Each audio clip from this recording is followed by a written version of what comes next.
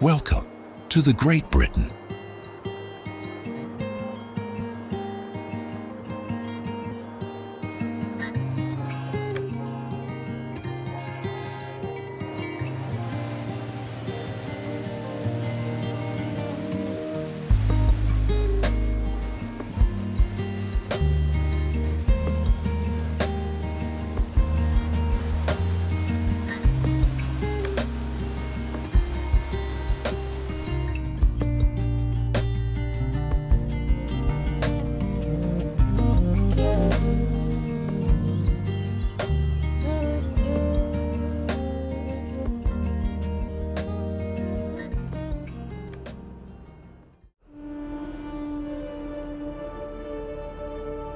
Perhaps you have heard of a land where castles perch on cliffs, guarding secrets of monarchs and warriors long gone.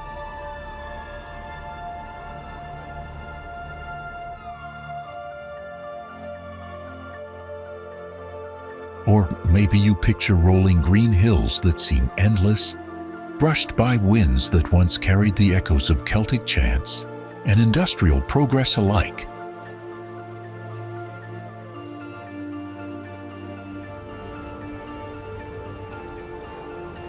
Few remember that this island is the largest in all of Europe.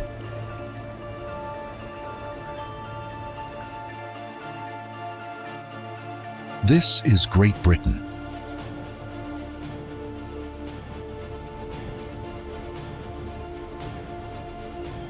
The island is part of the United Kingdom and contains most of England, Scotland, and Wales.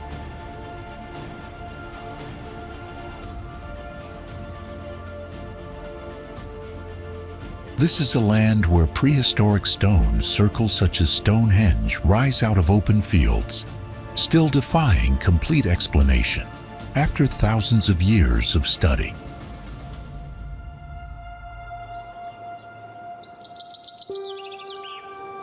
From there, the story continues in castles perched on rocky cliffs and rolling hills, fortresses that still whisper of monarchs, invasions, and centuries of political change.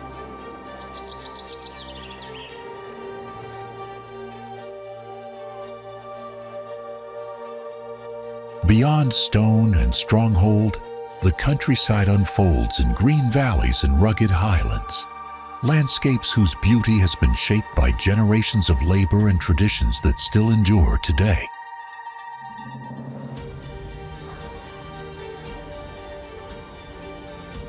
Out of this same land, Great Britain became the birthplace of the Industrial Revolution.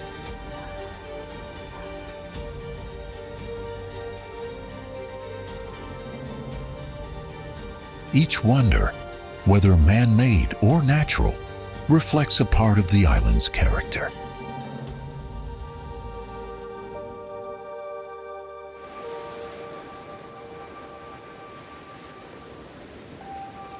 And now, let's explore some of the most beautiful and exciting destinations across Great Britain.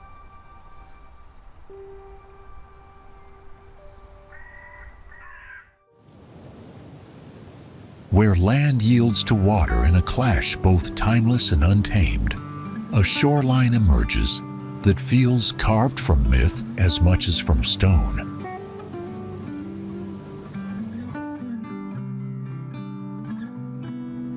Along this edge of Wales, the winds weave shifting veils of light across headlands and coves, revealing a coast shaped by patient centuries of tide and weather.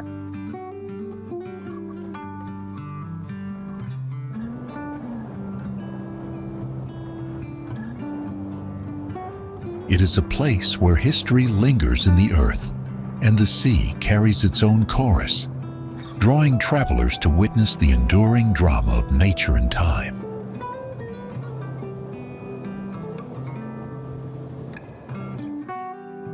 The Pembrokeshire coastline is an intricate ribbon of weather-worn cliffs, dazzling beaches and secret coves, jeweled with rock pools.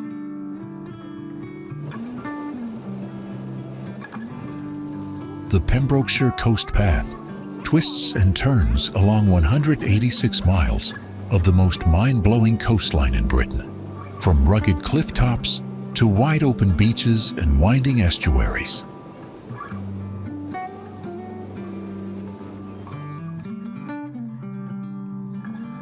In 1952, this wonderful place became a national park, the first park in the UK to consist entirely of wild maritime landscapes.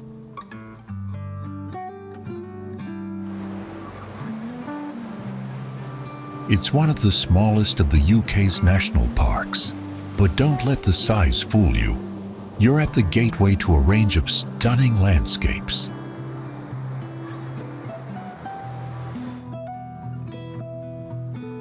The waves crash against the cliffs with a steady rhythm, and over many years, their constant force has slowly worn away the sandstone, shaping it into natural caves and arches that line the coastline.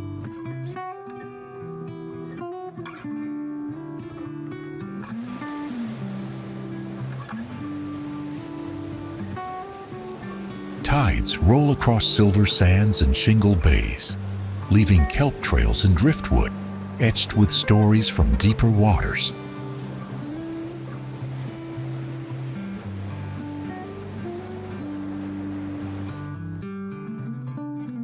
Puffins nest in narrow crevices along Pembrokeshire's cliffs, their bright beaks flashing like painted jewels against lichen-covered stone.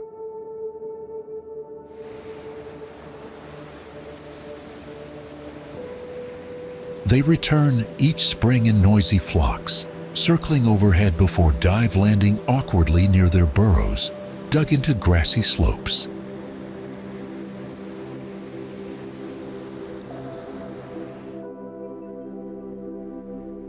Their waddling gait and upright stance lend them a comical grace, yet in flight, they cut through sea wind with remarkable agility.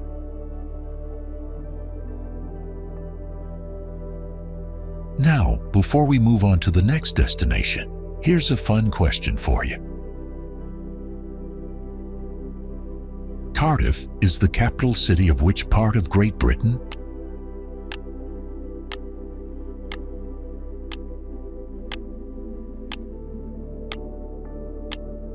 Comment your guess.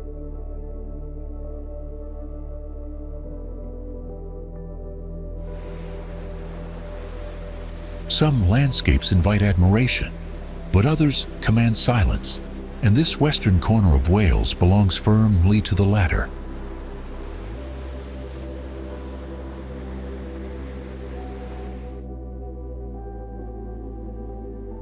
Rhossili Bay reveals itself slowly, an arc of shimmering sand, nearly 3 miles long, embraced by wild moorland and silent dunes.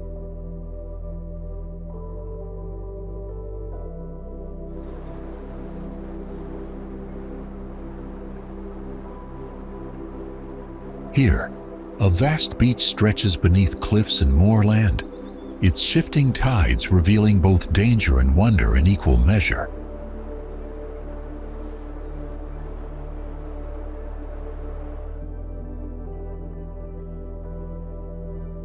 Rhossili Bay, at the southwestern tip of the Gower Peninsula, presents a sweeping arc of golden sand stretching nearly 3 miles.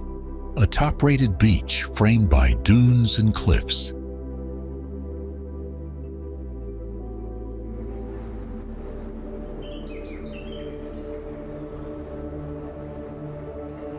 The sands are endlessly textured.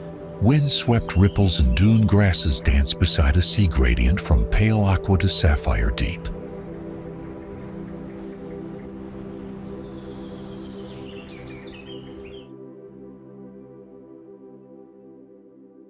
The bay has been used as the setting of New Earth in the sci-fi show Doctor Who, and the bay, including the old rectory, was used in Torchwood, Miracle Day.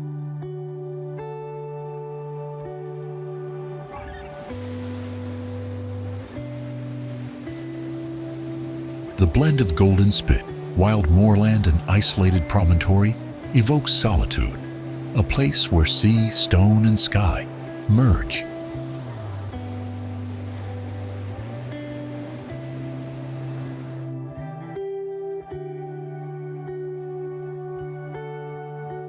The coastal wind sings through marram grass, waves crash against curving sand, and overhead clouds trail shadows across the bay.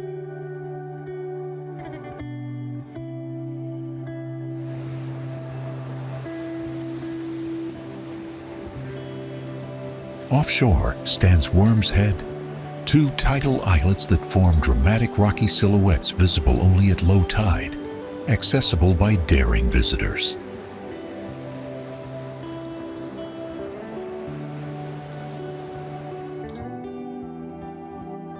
Formed primarily from Carboniferous limestone, the headland showcases striated cliffs, wave-cut platforms and jagged ledges that speak of relentless erosion and time's artistry.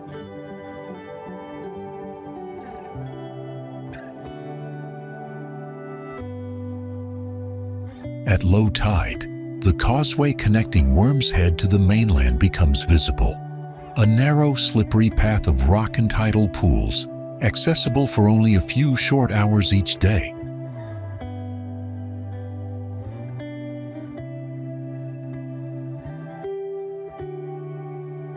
If you are watching this, please click the subscribe button in the corner of the screen. It's completely free, but means a lot to us.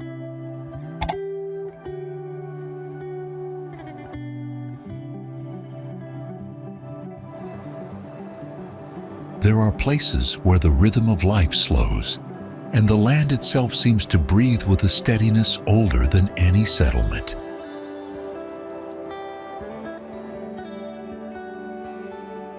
In this part of Wales, valleys lie cradled beneath wide skies while ridges and slopes rise in quiet grandeur, holding stories written in stone and grass.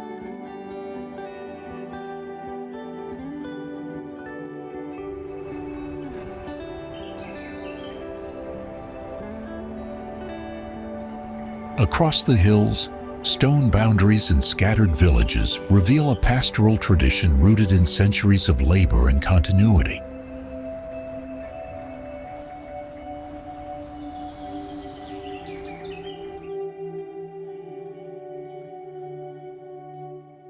Established in 1957, the Brecon Beacons National Park covers approximately 520 square miles across South and Mid Wales.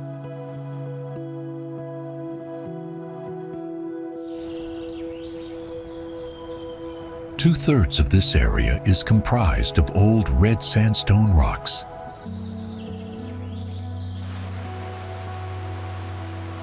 They form four distinct blocks of hills, which are cut through by major river valleys.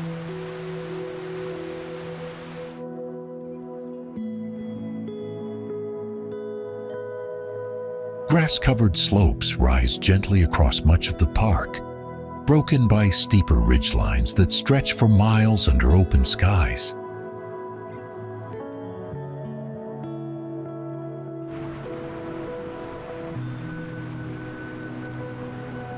Rivers and streams cut through the landscape, their clear waters flowing over smooth rocks and gathering in quiet pools before spilling into wooded glens.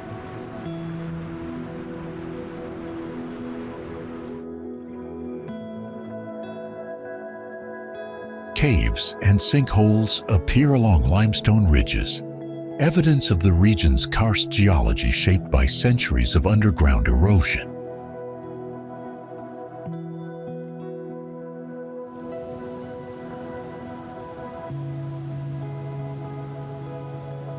Agriculture-dotted villages, shepherded field boundaries, and grazing sheep reflect a pastoral tradition that persists alongside tourism.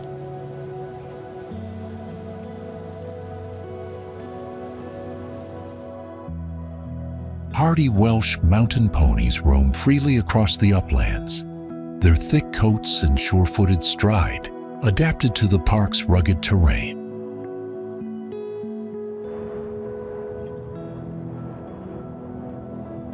Hikers wind their way along narrow trails and open ridgelines, braving shifting weather and uneven terrain for the reward of sweeping panoramic views.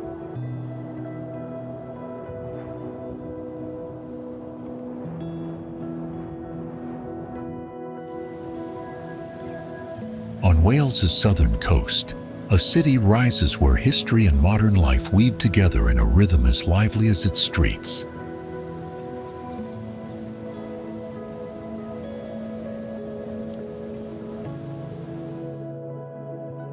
Castles and civic halls echo with centuries of power and pride, while waterfront promenades and bustling arcades speak to a forward-looking spirit.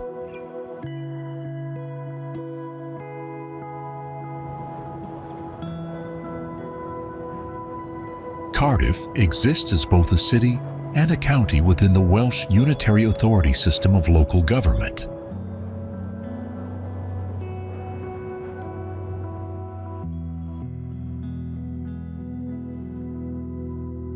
A Gothic Revival palace stands within Cardiff Castle, its battlements overlooking urban green lawns and bustling cityscape.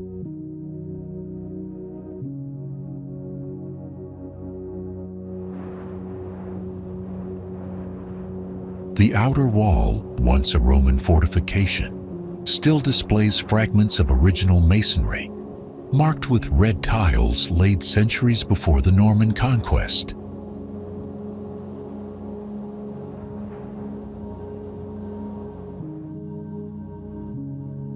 Within the grounds, a Norman keep stands atop a motte, its rugged stone staircases leading to panoramic views across the city.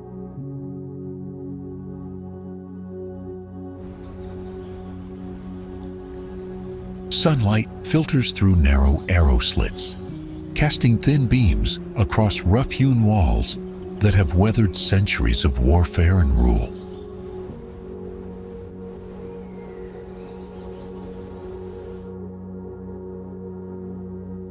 The contrast between the fortress's exterior austerity and the vivid opulence of the city adds drama to the visitor's experience.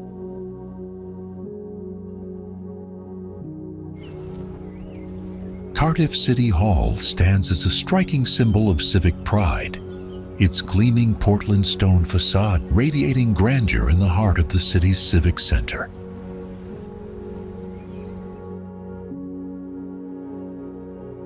Decorative sculptures and elegant domes add refined detail, blending classical ornament with a sense of grandeur.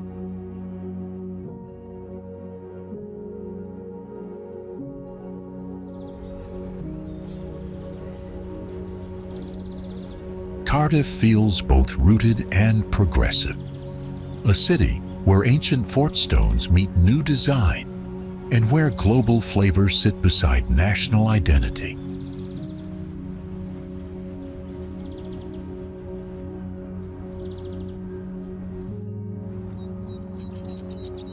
Rising over the Dee Valley, the aqueduct presents a striking sight as its long, narrow waterway is carried across the landscape by tall stone arches.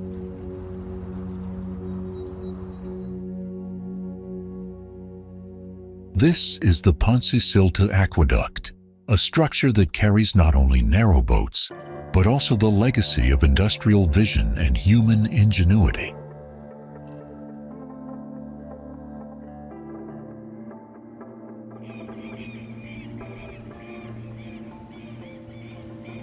The aqueduct was to have been a key part of the central section of the proposed Ellesmere Canal.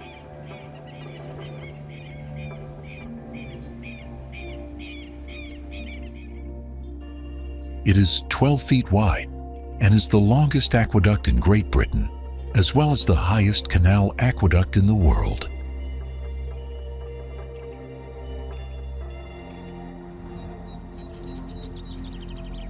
The 18-arched stone and cast iron structure is for use by narrowboats and was completed in 1805, having taken 10 years to design and build.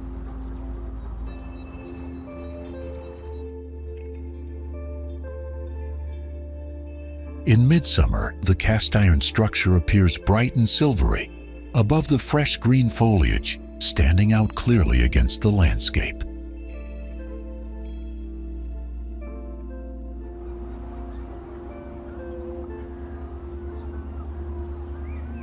Each arch creates rhythmic shadows on the valley slopes, and the canal surface above reflects sky, stone, and the slow pulse of water.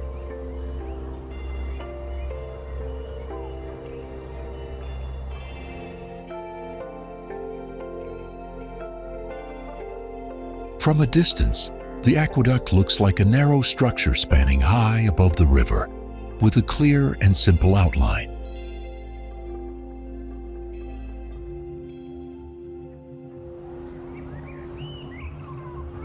The long, slender iron trough rests atop stone piers, with almost impossible lightness, blending monumental scale with refined engineering.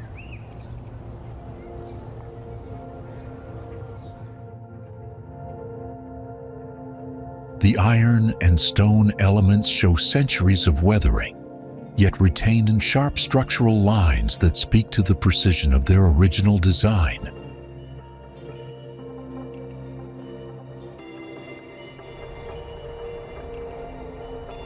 UNESCO has described this World Heritage Site as a masterpiece of creative genius.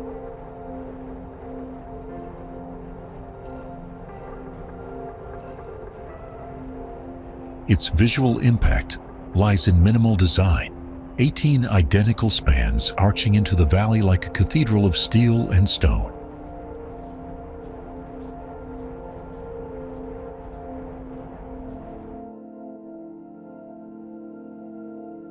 Its designation as a Grade 1 listed building underscores both technical brilliance and aesthetic harmony in landscape.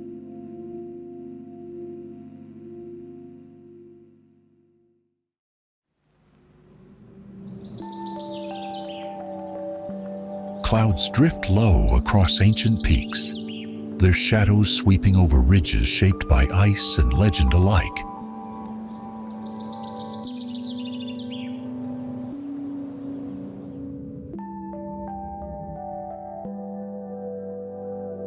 Each gust carries the breath of highland winds, echoing through valleys that remember both glacier and myth.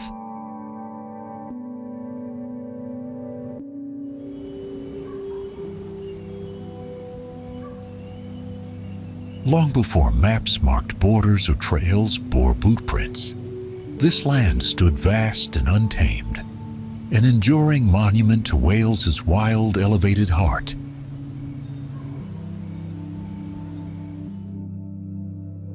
Situated on the west coast of Britain, covering 823 square miles of diverse landscapes, Snowdonia National Park is a living, working area and is home to over 26,000 people.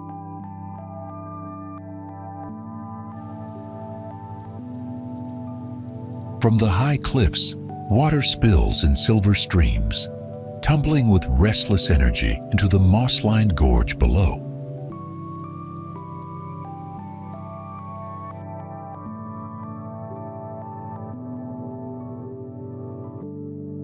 Small mountain streams trickle down from higher ground, crossing paths without bridges and leaving stones slick and mossy underfoot.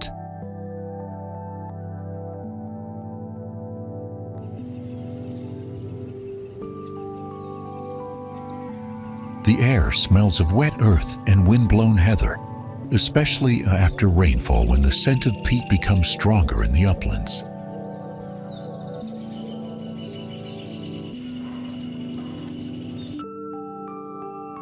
Low-growing shrubs and bracken dominate the lower slopes, while the higher elevations give way to rock, scree, and short alpine vegetation.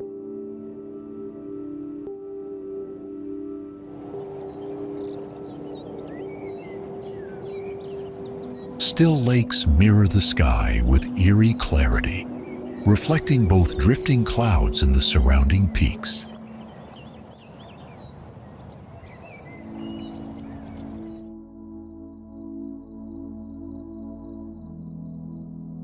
The mix of ancient glaciated landscapes, Celtic legends, and bracing mountain air gives the park a mythic power and timelessness.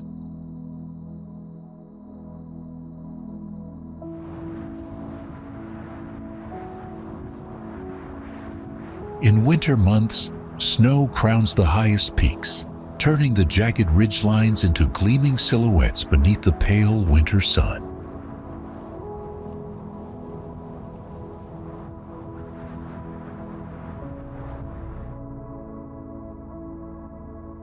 If you've been to Snowdonia National Park, leave a 2 in the comments.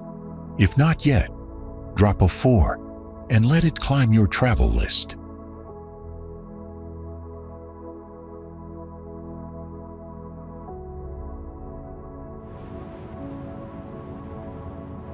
Amid the valleys of South Wales, a fortress rises where water and stone combine to shape both defense and spectacle.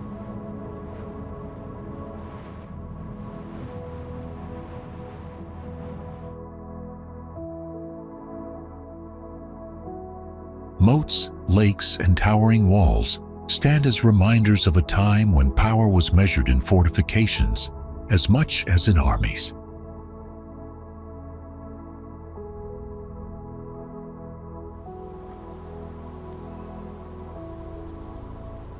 Built not merely to defend, but to impress, its vast walls and moated might whisper of ambition, artistry, and the volatile power struggles of medieval lords.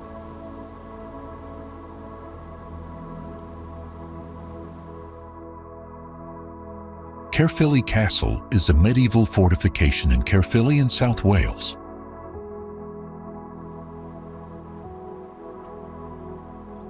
The castle was constructed by Gilbert de Clare in the 13th century as part of his campaign to maintain control of Glamorgan, and saw extensive fighting between Gilbert, his descendants, and the native Welsh rulers.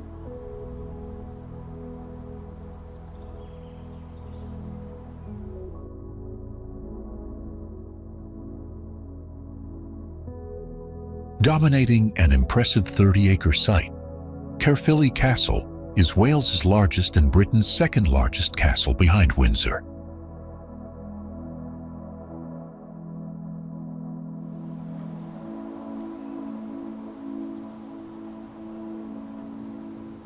The massive curtain walls form bold geometric arcs, enclosing the stronghold like sculpted arms wrapped around centuries of history.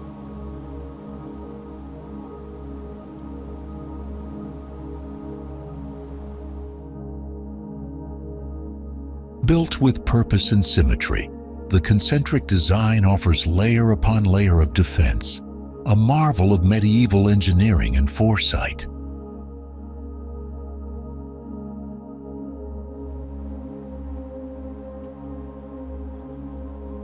The lakes and dams were further fortified, creating a watery moat system unmatched in scale across Britain at the time.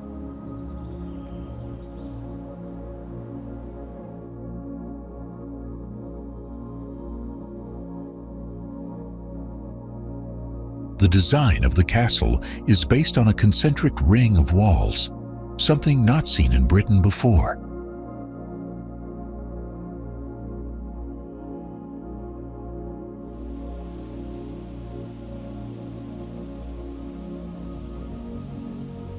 Even in partial ruin, the castle exudes power, its fractured towers and sagging walls more expressive for their scars and lean.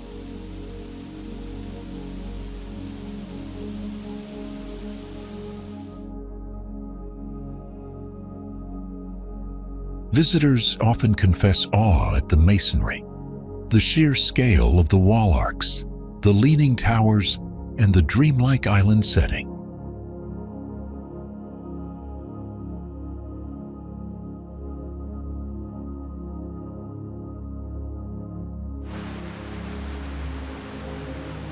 If a river is given enough height and stone to test its flow, it will reveal its power in a single dramatic descent.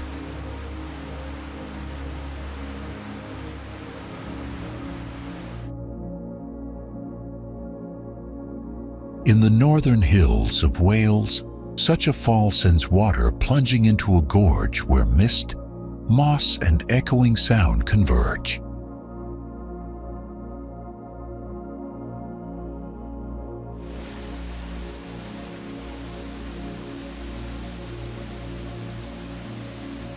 The scene carries both wildness and reverence, drawing those who seek not only beauty, but also the timeless force of nature.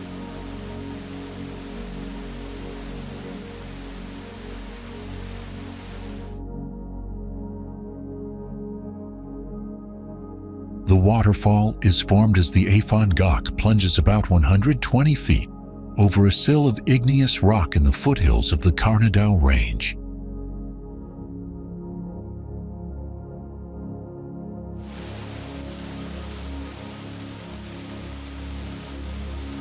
Fed by tributaries high in the Cardiff foothills, its cascade creates a mist and roar that feels both ancient and elemental.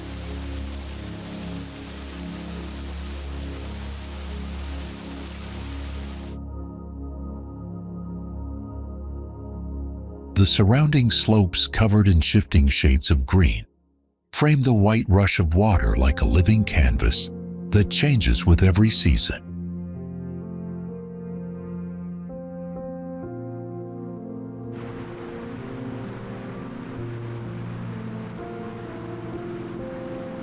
The air feels cool and damp near the base, carrying with it the mineral scent of stone and the freshness of water newly released from the heights.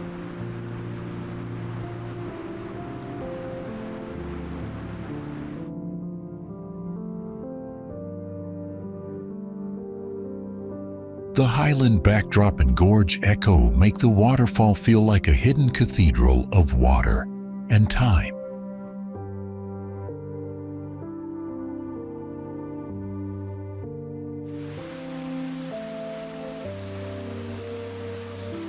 Water makes its way down across the jagged rock ledges, catching the light as it moves and then falling in a steady sheet that looks clearer and bright against the darker stone.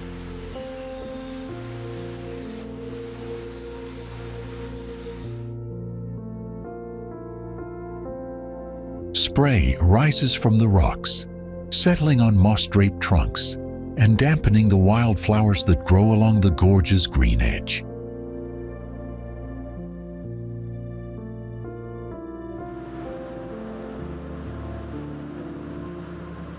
The sound is layered, not only the plunge, but the murmuring eddies, the splash against boulders, and the quiet echo that lingers in the valley walls.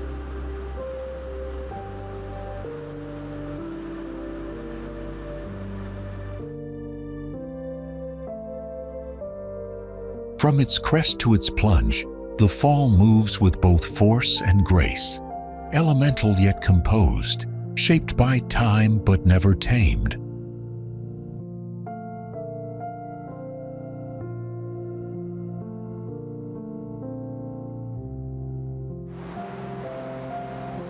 A town shaped by tides and time greets visitors with soft colors, curved lanes, and the quiet hum of seaside life.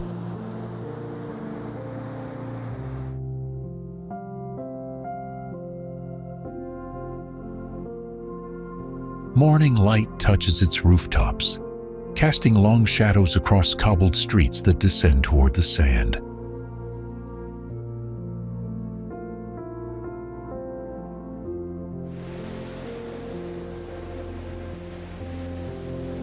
History lingers in its stone walls, while the sea glimmers at the edge of every path, steady and enduring.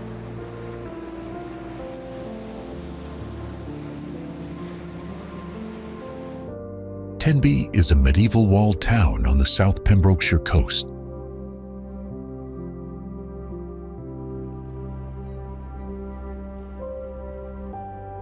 Built along the clifftop and surrounded by sandy beaches, the town is a popular tourist destination.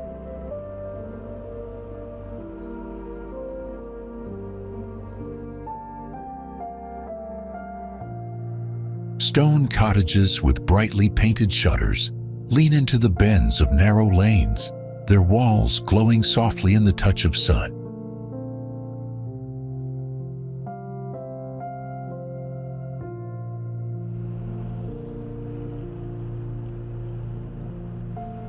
The shoreline unfolds in golden sweeps, bordered by rocky outcrops and cliffside paths, worn smooth by generations of footsteps.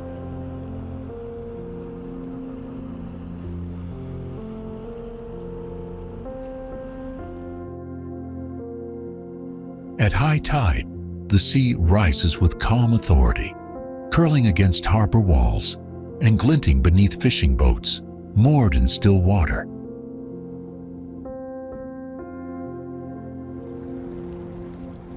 The breeze often carries the scent of salt, seaweed, and distant bonfires, mixing with the sound of footsteps on old stone steps.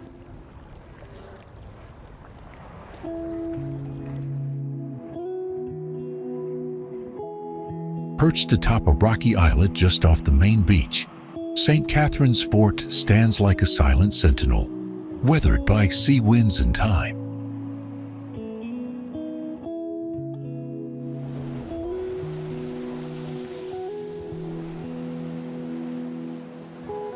Its stone walls, thick and utilitarian, rise directly from the rock below, designed for defense but now softened by lichen and sea spray.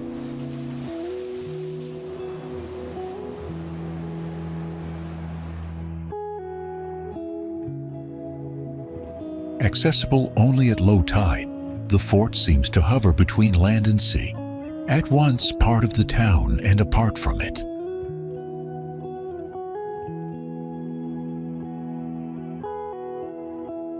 Our content comes from many sources. If you spot any errors or have something to share, drop a comment. We'd love to hear from you.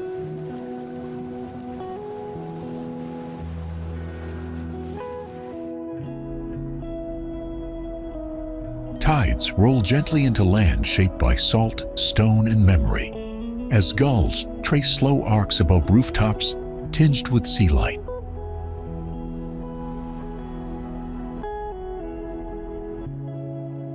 Beyond shifting sands and weathered paths, a coastal town leans into its landscape, neither entirely of the mountains nor fully of the shore.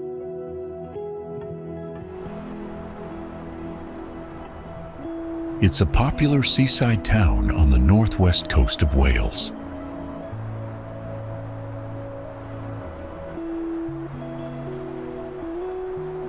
It developed around the shipbuilding and slate mining industries and is surrounded by some of the most beautiful countryside Wales has to offer.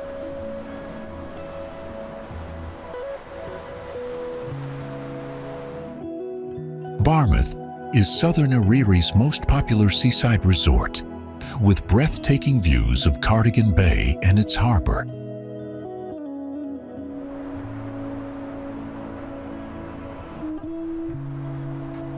Barmouth Bridge is the longest timber viaduct in Wales and one of the oldest in regular use in Britain.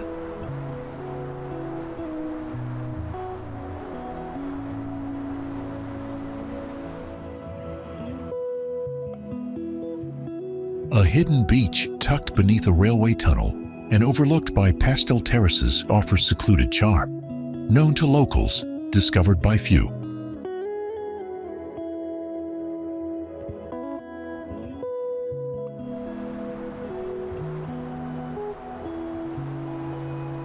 As evening nears, the sun begins its descent over the sea, casting the entire bay in hues of amber, rose, and deepening gold.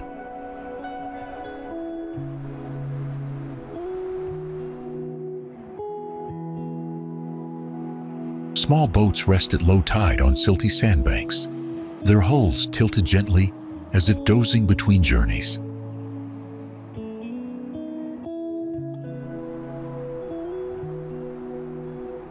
Painted in shades of blue, red, and white, the vessels bear names faded by sun and salt, telling quiet stories of years at sea.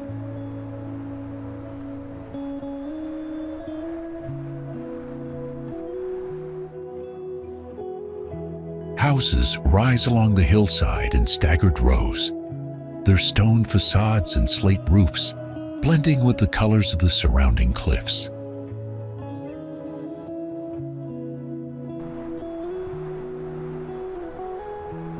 The town's buildings reflect both age and adaptation. Victorian proportions softened by seaside wear and modern touches.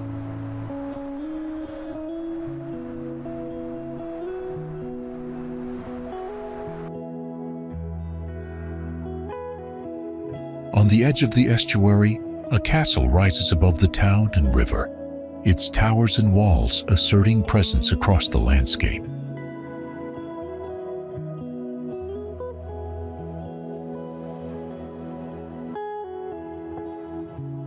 Long before its name is spoken, its shape is already known, sharp-edged and weather-worn, guarding memory along the estuary's shifting tides.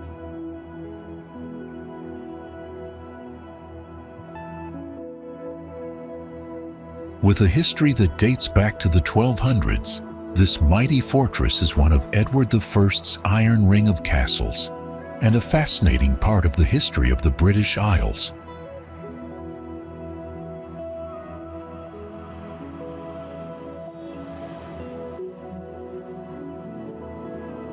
Conwy Castle, with its 8 massive towers, impressive battlements and imposing location, rises straight up from a rocky base.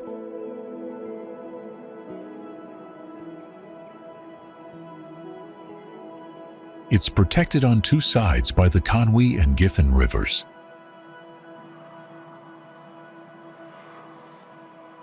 The 0.8 miles of town walls surrounding Conwy are unusually intact, featuring 21 towers and 3 gatehouses, a fortified circuit seldom matched in medieval Europe.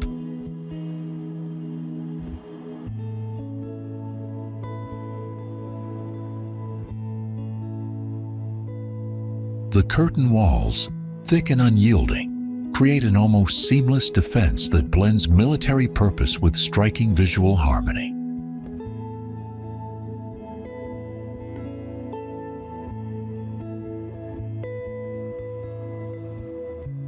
The gatehouses project strength, their layered defenses showing the precision of medieval military architecture.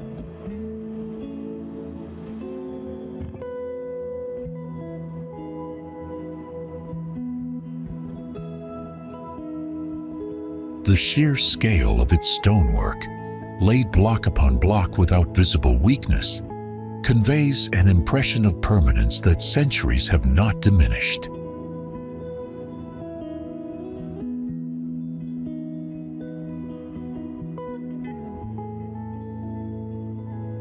Its raw sandstone and limestone surfaces, softened by centuries of lichens and weather, glow amber in evening light, stone alive again with warmth and memory.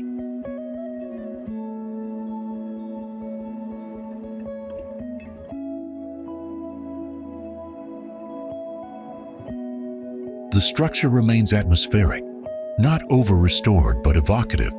Walking its halls evokes medieval life, royal drama, and fortress purpose.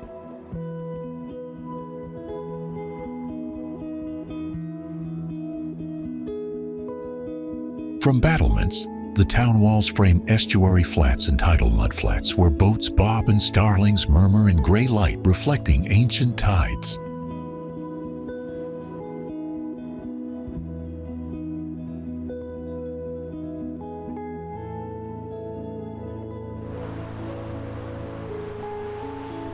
The Wales Coast Path passes beneath the western approach viaduct of what was originally called the Second Severn Crossing, opened on the 5th of June 1996 by Prince Charles.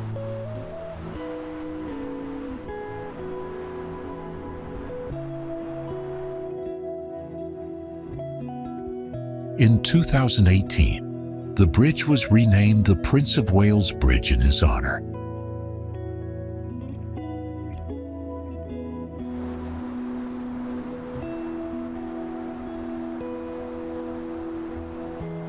The new cable-stayed bridge cost £330 million to construct and is about 3,110 feet long.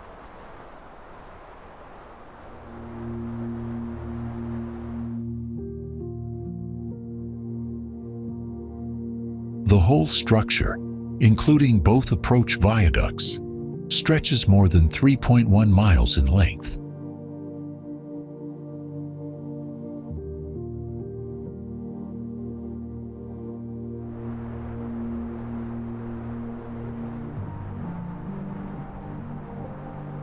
Its clean-lined pylons and graceful deck speak to both functional engineering and modern landmark aesthetics.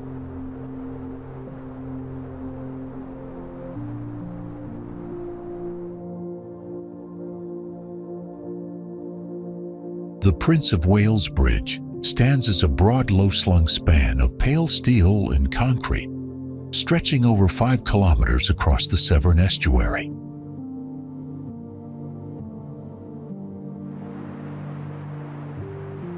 In clear weather, the structure appears clean and geometric, its smooth gray surfaces reflecting sunlight in a muted metallic sheen.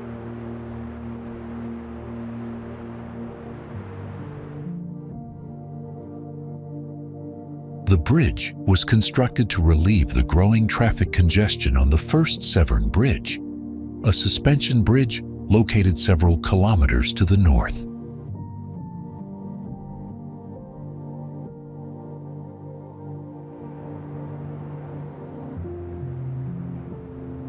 The Prince of Wales Bridge spans the estuarial southern end of the River Severn, which has a tidal range of 48 feet, the second highest in the world.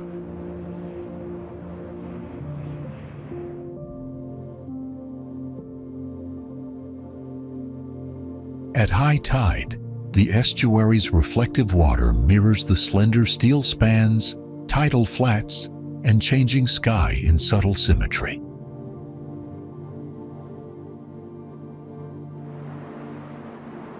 Though built as transport infrastructure, the bridge has become a symbol of shared geography, economic integration, and contested national identity.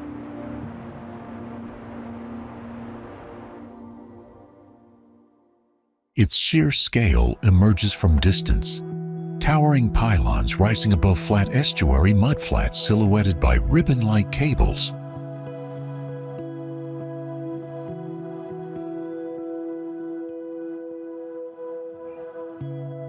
If one follows the long curve of the North Wales coast, a town soon appears where sea, stone, and story intertwine, its presence at once refined and welcoming.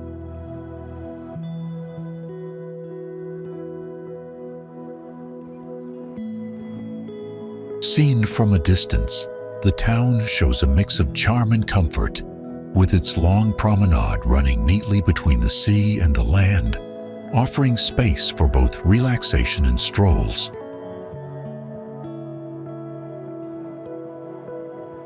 Only upon entering does the full character reveal itself, a seaside haven whose Victorian grace still shapes its rhythm, while Welsh warmth infuses its heart.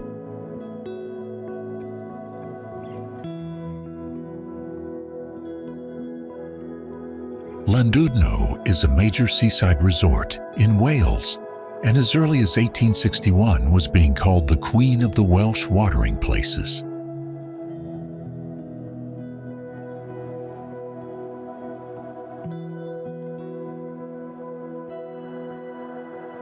Rows of pastel-painted hotels line the sweeping curve of the seafront, their tall windows catching the early light that spills in from the bay.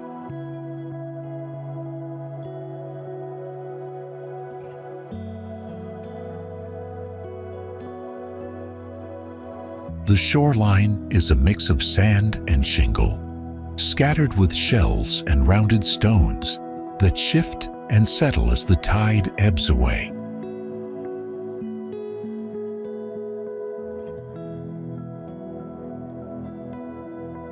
Older buildings still display original Victorian features, ornate cornices, cast iron balconies, and decorative window frames weathered by sea wind.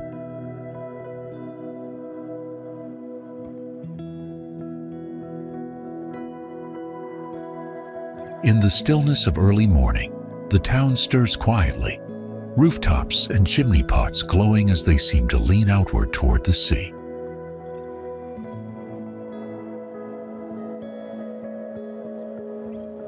The air carries the faint scent of salt and blossoms, mingling with the distant cry of gulls that circle lazily above the bay.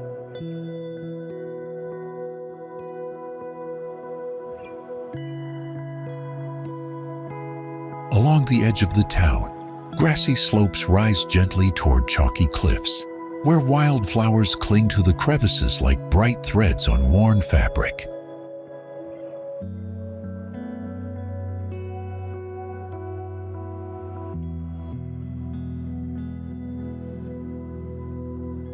The streets closer to the shore feel open and sunlit, while those tucked further back curve with a more sheltered intimacy.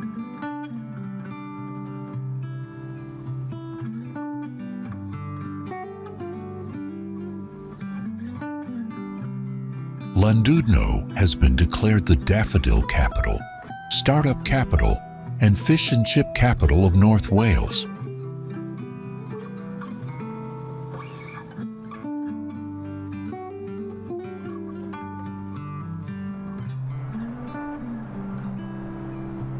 Imagine standing where the land thrusts into the sea, its shape so bold and enduring that it seems to define the horizon itself.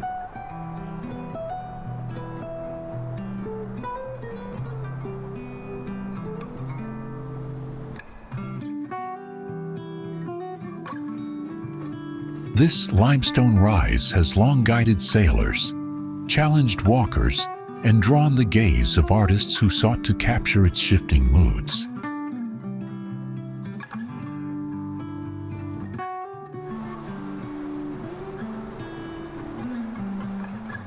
Their silhouettes, visible from great distances, stir something ancient in the observer, as if the land itself were a sentinel guarding the threshold between sea and sky.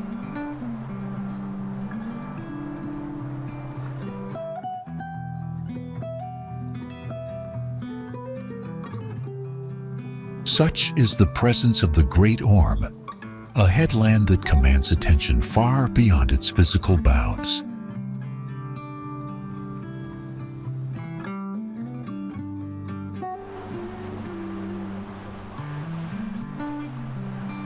Great Orme is a commanding limestone headland, rising nearly 679 feet above Llandudno, its serpentine silhouette visible from miles at sea, and calming the town nestled below.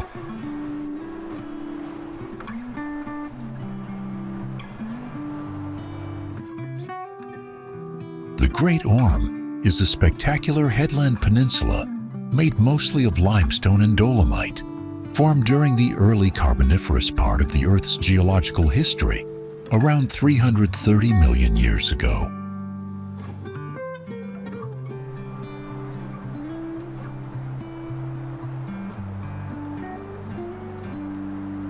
The name Great Orme comes from Old Norse, a fitting tribute to how Viking seafarers saw this dragon-like promontory.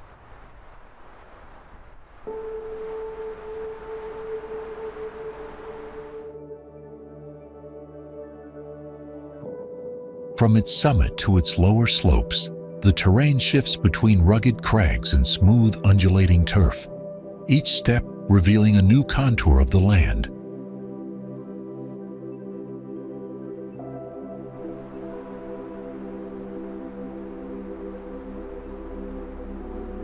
Cliffs fall away in sudden drops, where stone meets sea in quiet drama, the surfaces weathered by centuries of salt-laced wind.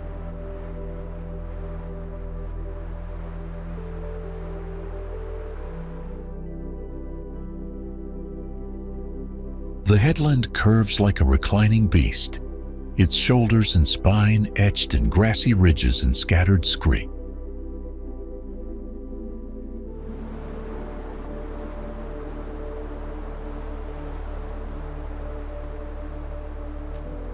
Parts of the Great Orme are managed as a nature reserve by the Conwy County Borough Countryside Service.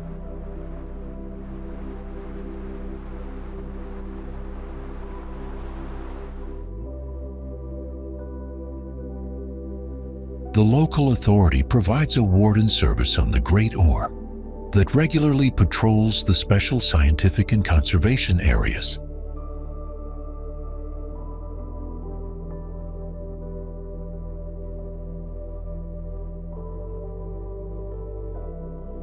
Along the western edge of Wales, where land bends into the restless waters of Cardiff Bay, a town emerges with the rhythm of both tide and time.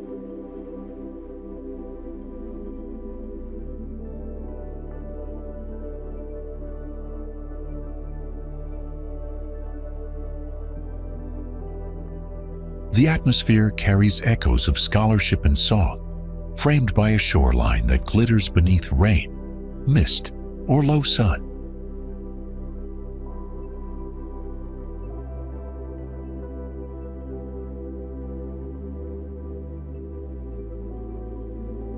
Aberystwyth, meaning the mouth of the river Ystwyth, and commonly and colloquially known simply as Aber.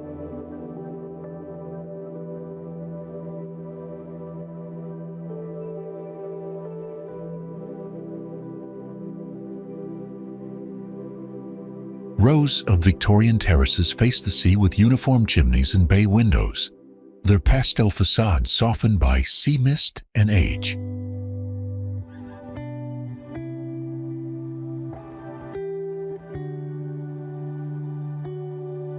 The town arcs along the shoreline, its streets and structures molded by the contours of the land and generations of coastal settlement.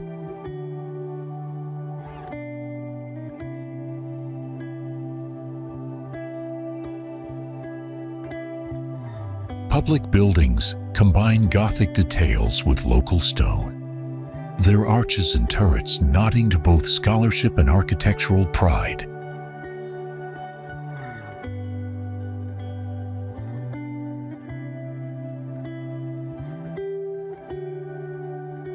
The ruins of the castle stand on a headland above the sea, their broken walls etched by salt wind and centuries of weathering.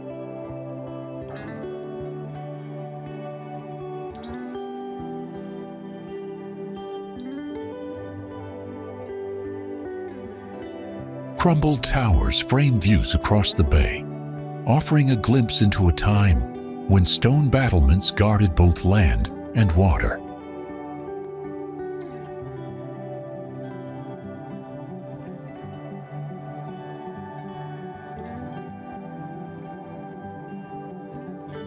Moss grows between the ancient stones, softening the outline of what was once a formidable stronghold in turbulent medieval Wales.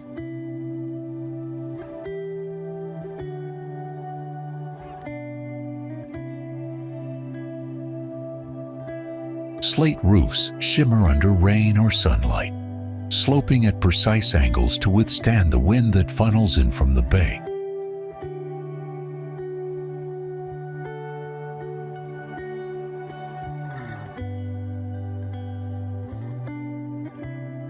The built landscape nestles into the natural one, with homes and halls rising in tiers above the shoreline like an amphitheater facing the sea.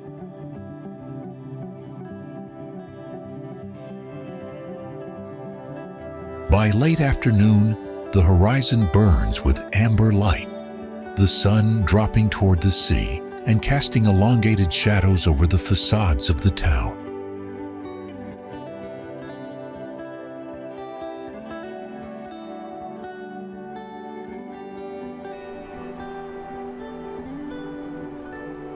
Crowning its own rocky headland between two beaches, it commands astonishing views over the town and across the wide sweep of Cardiff Bay.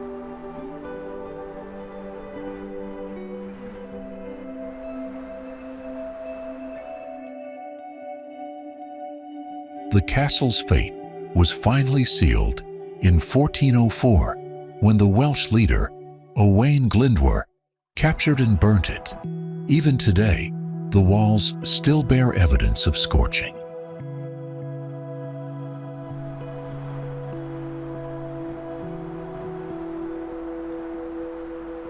Criccieth Castle was established in the 13th century by Llywelyn the Great, Prince of Gwynedd, as a symbol of his power and authority over the region.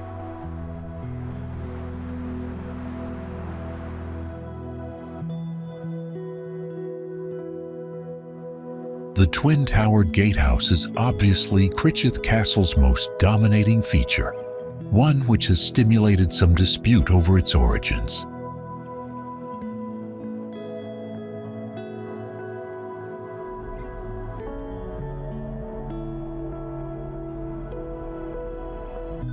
It remains a popular tourist site managed by CAT, the Historic Environment Service of the Welsh Government.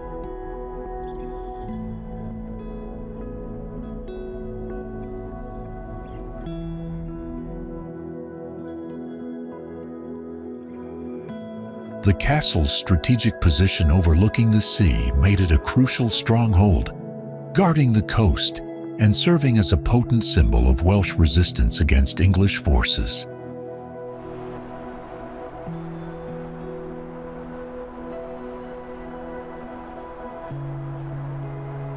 At night, Criccieth Castle appears stark and quiet, its stone walls casting long broken shadows beneath the pale glow of the moon.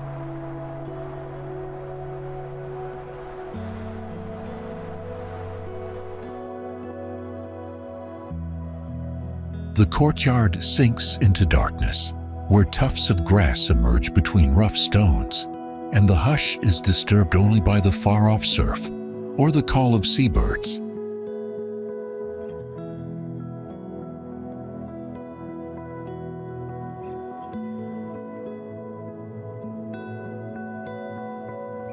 In the shadow of North Wales's mountains, the land still carries the marks of an industry that once defined both place and people.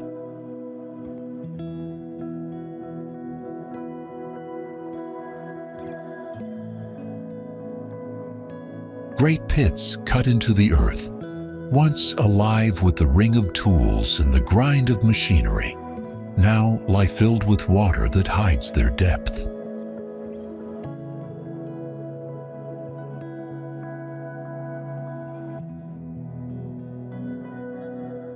Once among North Wales's most prolific slate producers, Dorothea Quarry began operations in the 1820s, and by the 1870s was extracting over 17,000 tons of finished slate annually, forging both landscape and local livelihoods.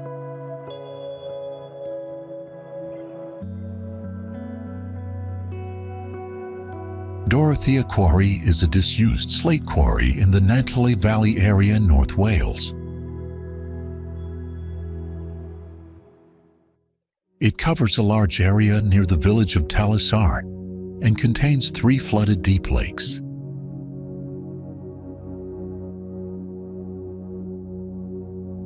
Following its closure in 1970, the pits flooded and transformed into dramatic glassy lakes, their still surfaces reflecting steep slate walls and skeletal pump houses.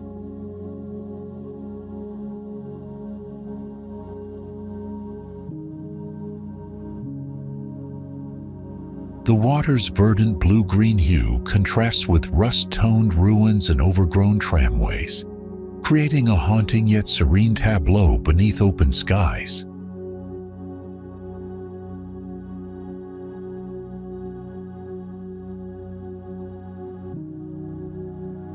The quarry's transformation from industrial heart to forbidden diving zone speaks as loudly as slate extraction ever did, both powerful and fragile under time's weight.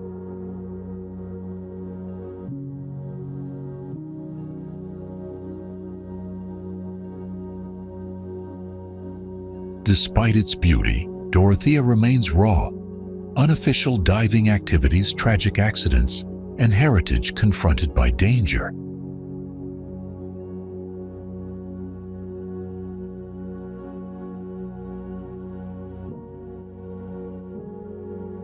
Dorothea Quarry is a poignant artifact of North Wales's slate legacy.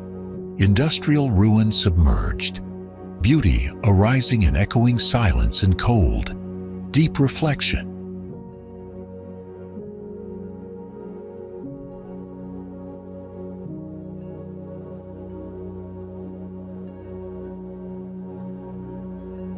In the quiet, the air feels weighted, carrying both the memory of industry and the calm of nature's reclamation.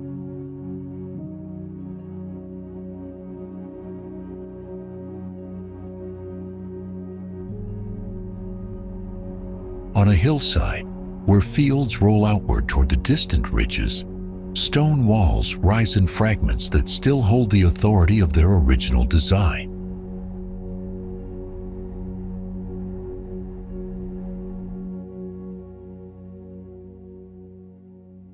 Arches, towers, and ramparts stand partly broken, yet unmistakably strong, marking a place where history once commanded both landscape and people.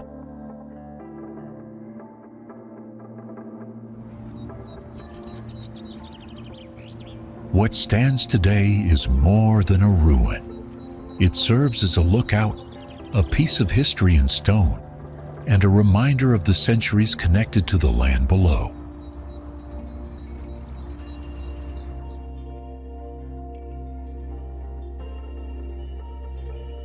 This great fortress, crowning a rocky outcrop above the Vale of Clyde, played a vital role in the wars that shaped Wales.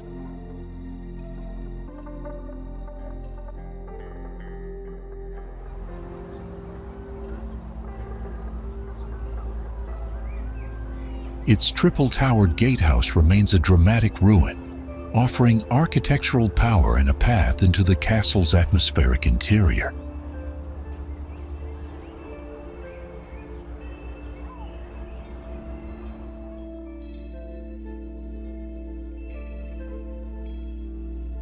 The castle's open courtyard and crumbling walls evoke a sense of faded grandeur enriched by thorn and grass under sky.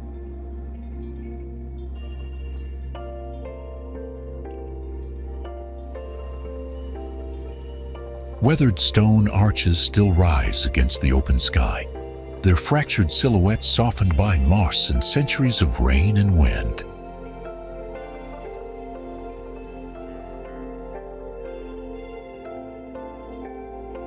Every segment of crumbling masonry, uneven and vine-laced, reveals both the labor of its making and the patience of its decay.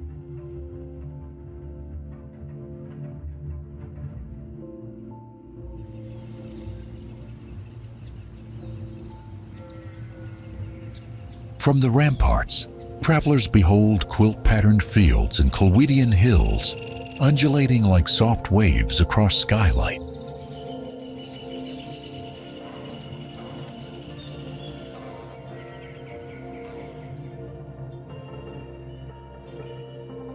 The castle's silhouette is striking against the horizon, its jagged towers and broken walls forming a bold outline in changing light.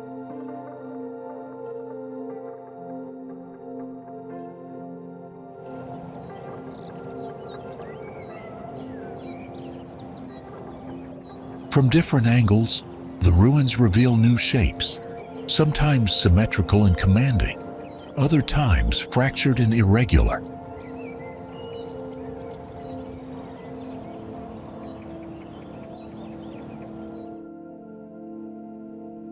In the ever-changing waters of the Menai Strait, a small and unassuming island rests quietly between the grand silhouettes of the Menai Suspension Bridge and the Britannia Bridge.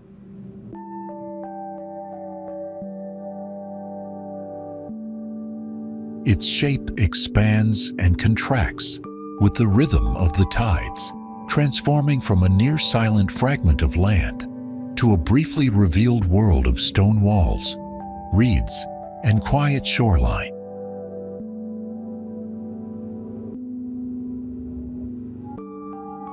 Perched just above sea level, the island contains a house and a former smokehouse, subtle remnants of a once thriving fishing tradition that dates back centuries.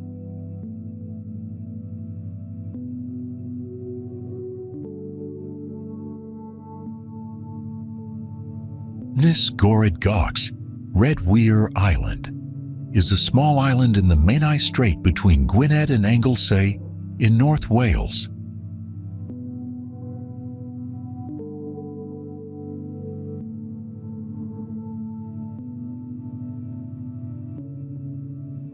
Measuring only about 30 feet high, it hosts a house and a converted smokehouse.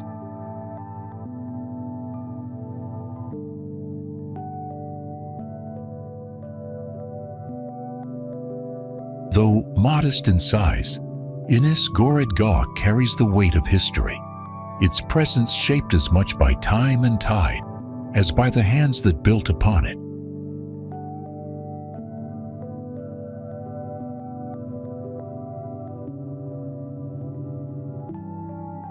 The earliest known document relating to the island dates from 1590, when it is listed as belonging to the Diocese of Bangor, which leased it for £3 and a barrel of herrings a year.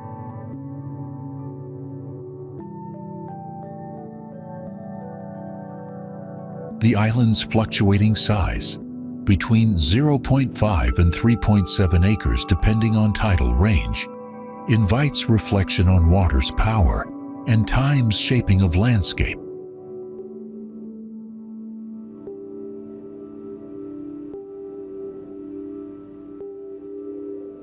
Its remote charm and bridges framing it, particularly Telford's grand suspension span, make it a popular motif in photographs of Menai's maritime vista.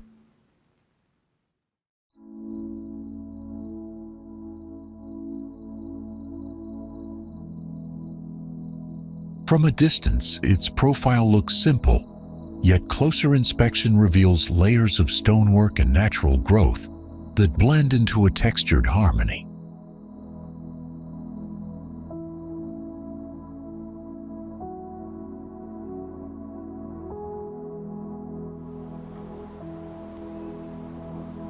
Its dark depths and shifting surface have inspired centuries of folklore, blending natural wonder with enduring mystery.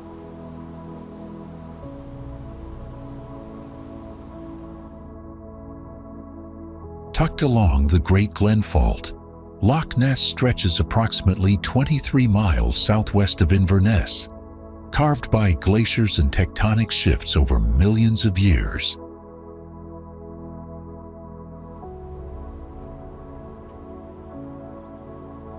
With a depth of 788 feet and a length of about 23 miles, Loch Ness has the largest volume of fresh water in Great Britain.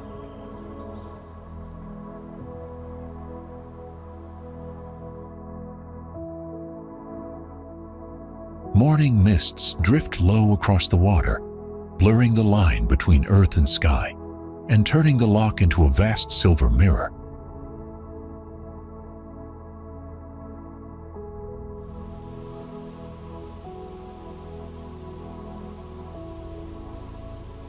The loch's dark, peat-stained water yields low visibility, adding to its mystique and suitability as Nessie's deep refuge.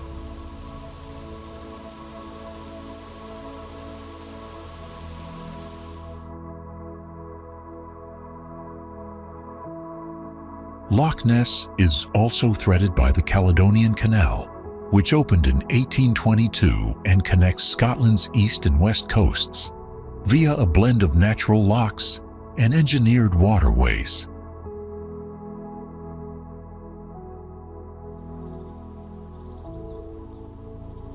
The earliest recorded monster sighting dates to 565 AD, when St. Columba allegedly encountered a mysterious creature in the water.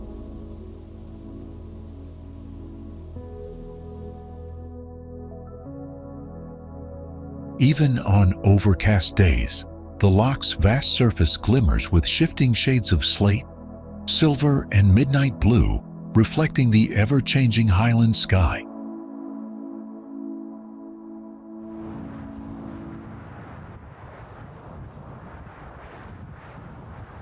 The surrounding hills rise in undulating silence, their heathered slopes and pine forests lending a timeless, brooding majesty to the landscape.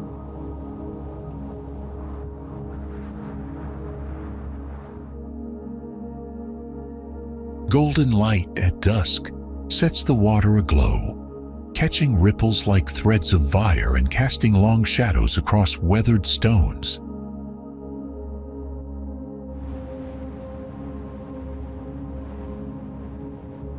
Boat cruises and walking trails around Loch Ness offer dramatic vistas of rolling hills, medieval ruins, and shifting skies that mirror its mysteries.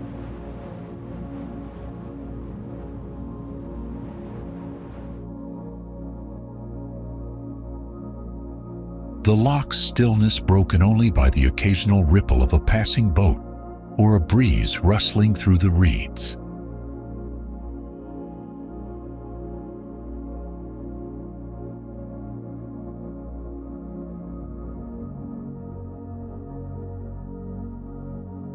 Towering above Holyrood, Arthur's Seat is the remnant of an extinct volcano that erupted around 340 million years ago. Its layers of lava and ash still visible today.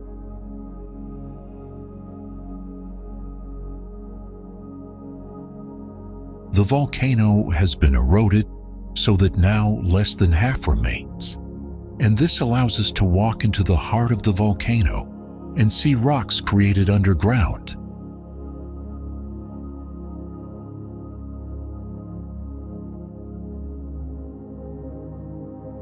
Early Carboniferous volcanic activity shaped its basaltic cone, later sculpted by ice into the dramatic Salisbury Crags.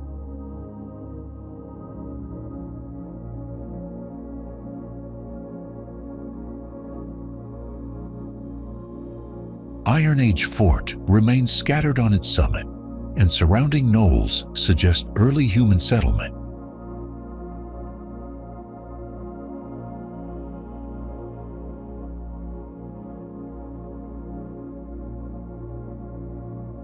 With a height of 822 feet and well-worn paths, it attracts hikers seeking sweeping views of the city and sea.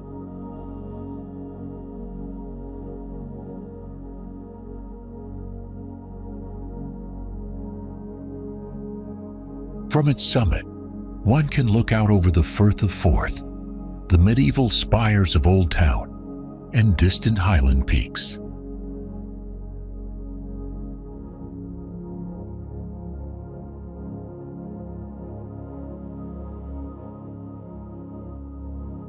The hill continues to serve as a field site for students and geologists studying volcanic landforms and erosional processes.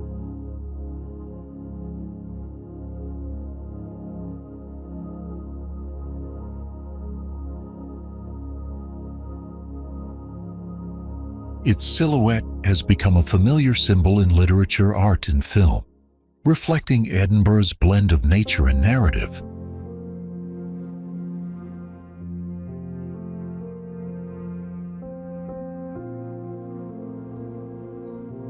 Heather and gorse bloom along its lower slopes, tinting the hillsides with soft purples and yellow throughout spring and summer.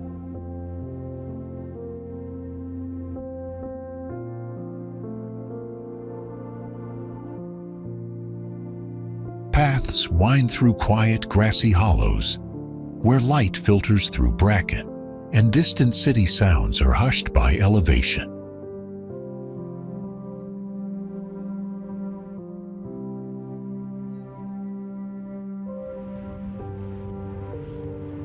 Covering 1,748 square miles, the Cairngorms is Britain's largest national park and a realm of alpine plateaus, glens and forested valleys carved by ancient ice.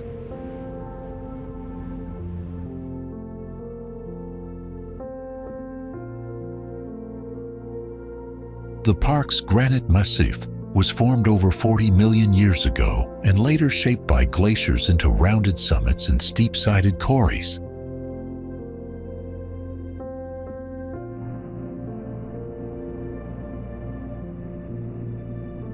Pockets of the ancient Caledonian forest survive here, dominated by Scots pine, birch, and juniper, relics of a wildwood once spanning northern Scotland.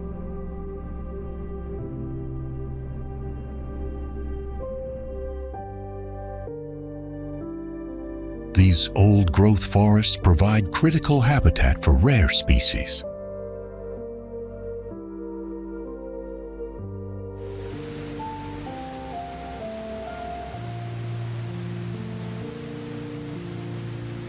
From the uplands, rivers begin their journeys, nourishing salmon runs, trout populations, and rare freshwater pearl mussels.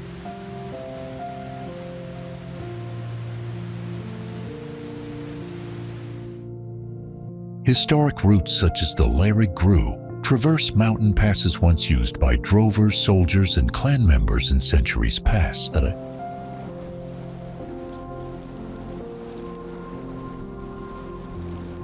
Cairngorm Mountain has grown into Scotland's most popular ski centre, offering about 18.6 miles of runs, snow fencing, and high-altitude lift systems. Granite-built villages reflect the stony land in their architecture and resilient highland character.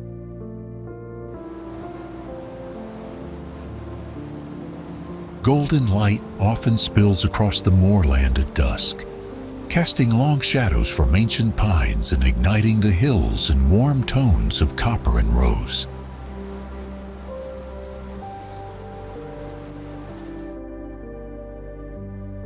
The air carries the clean scent of pine and peat, and silence here is broken only by birdsong or the whisper of wind through the trees. At night, the Quarry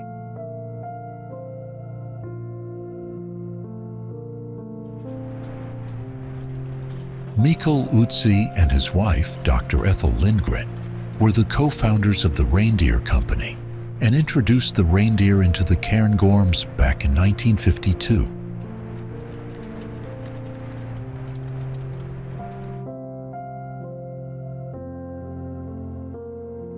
The herd, now numbering around 150 individuals, represents the UK's only free-ranging reindeer population, roaming across more than 10,000 acres of Cairngorm Plateau.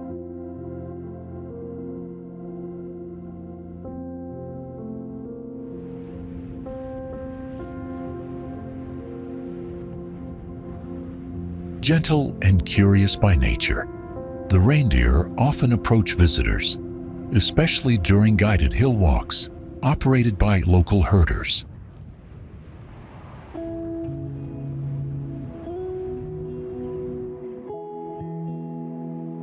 The herd's size is carefully managed through selective breeding and monitoring to ensure ecological balance on the plateau.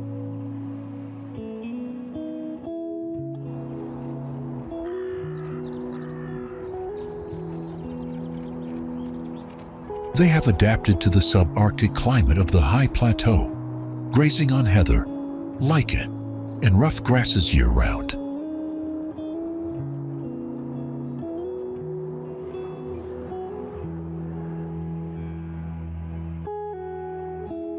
Every spring, the newborn calves are named by the herders, often inspired by themes like weather, wildlife, or local folklore, to foster public connection.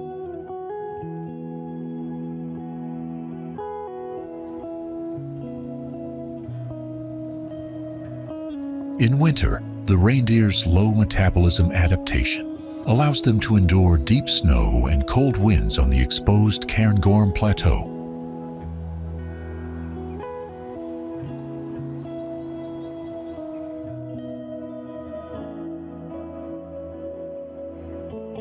The herd seasonally occupies both open hill areas and enclosed enclosures near Glenmore for educational access.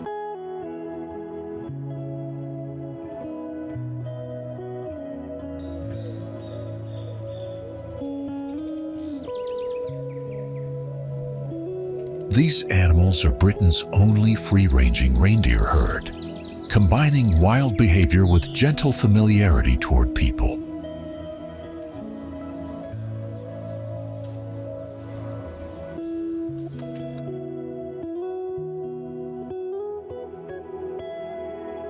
The reindeer help raise awareness of climate change and alpine biodiversity through first-hand visitor experiences.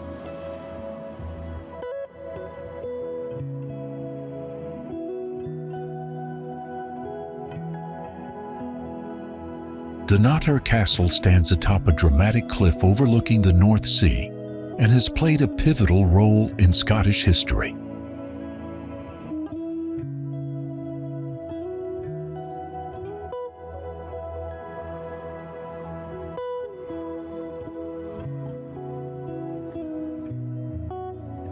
Moss and lichen creep along weathered stones, softening the castle's harsh silhouette and hinting at centuries of wind and rain.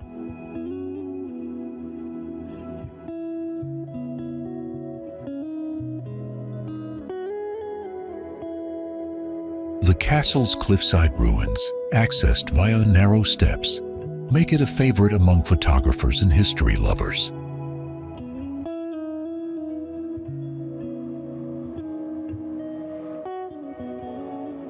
Perched atop a 160-foot rock and surrounded on three sides by the North Sea, Dunnottar Castle was once an impregnable fortress.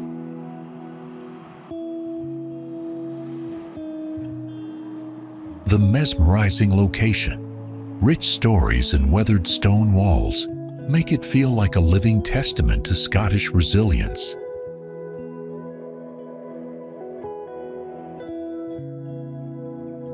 From the clifftop, sweeping views of the North Sea clash with the roar of crashing waves far below, amplifying the fortress's dramatic isolation.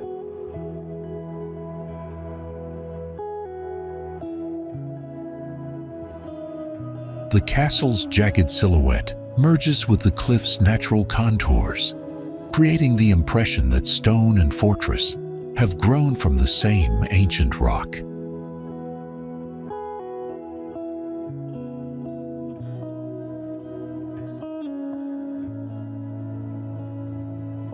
Thick curtain walls, though crumbled in places, still convey the power and defiance that once marked the stronghold's presence.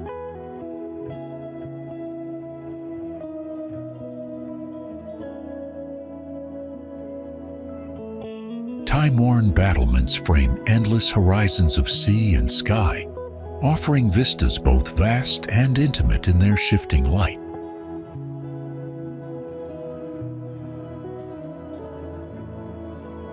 The sheer drop surrounding the castle on three sides intensifies its dramatic setting, heightening both its beauty and its sense of danger.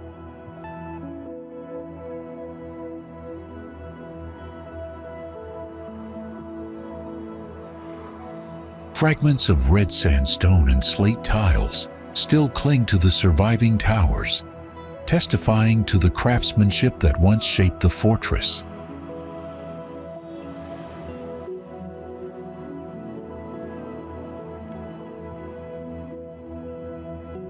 Sunlight filtering through roofless chambers paints shifting patterns on the stone floors, adding a quiet poetry to the ruins.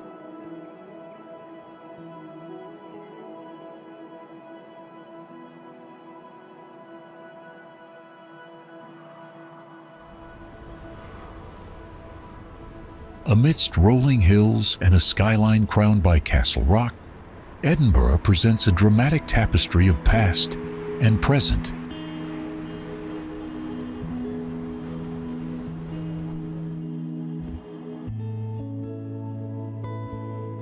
Its cultural duality, part ancient ritual, part progressive spark, makes the city feel both grounded in memory and awake to change.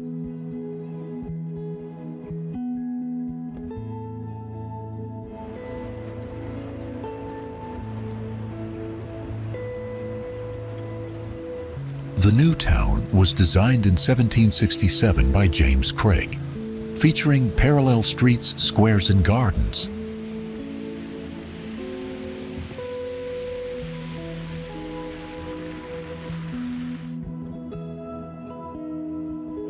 Edinburgh became a major intellectual center, earning it the nickname Athens of the North because of its many neoclassical buildings and reputation for learning.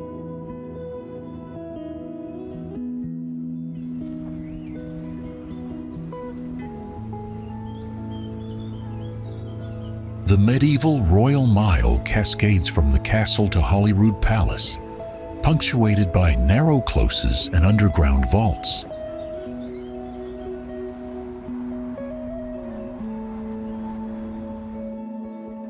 The city's landscape is adorned with neoclassical columns, spired churches, and Georgian crescents that reflect its architectural refinement and intellectual heritage.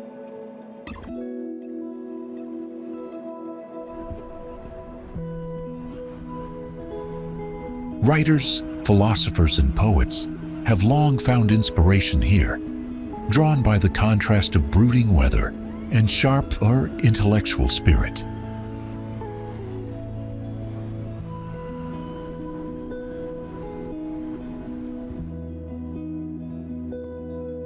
Layers of volcanic rock, medieval masonry, and neoclassical elegance give the city a texture both ancient and refined.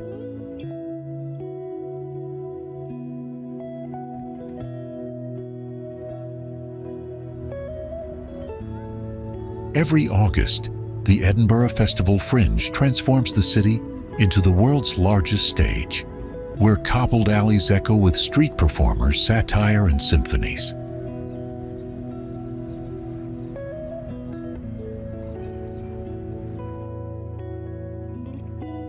The 1947 Edinburgh Festival Fringe was the first edition of what would become the world's largest arts festival.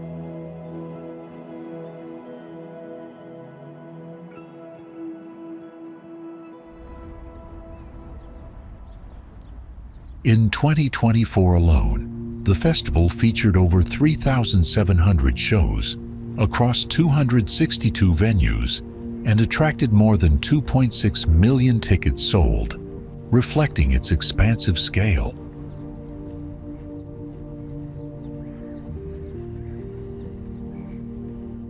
Crowded streets transform into open-air stages where music, theater, and comedy spill into every corner of the city.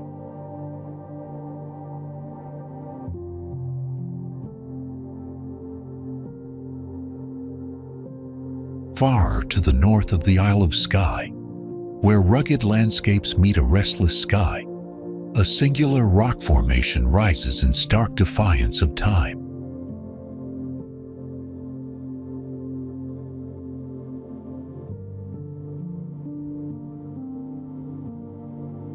Long before maps and tourist trails, it stood as a beacon for sailors, herders, and storytellers, carrying whispers of both geological upheaval and Gaelic legend.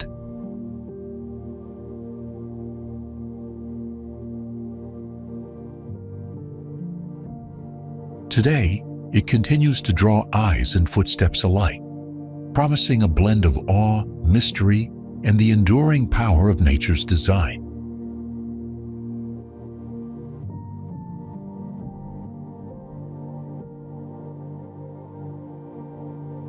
Rising to a height of 160 feet, this distinctive landmark was formed through a fascinating interplay of volcanic activity, glacial movement, and gradual erosion over millennia.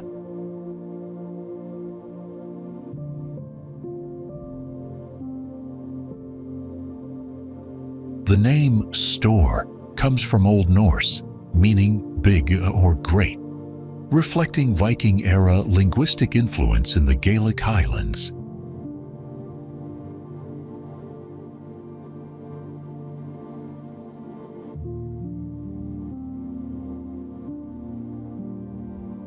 With its needle-like form piercing the sky, the Old Man of Storr commands attention from miles away.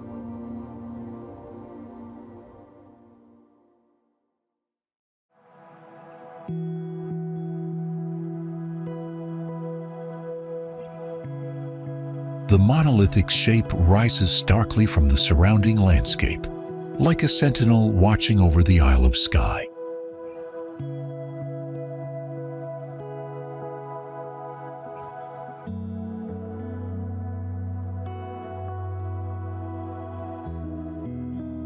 The contrast between the dark, weathered rock and the rolling green hills creates a dramatic and unforgettable visual harmony.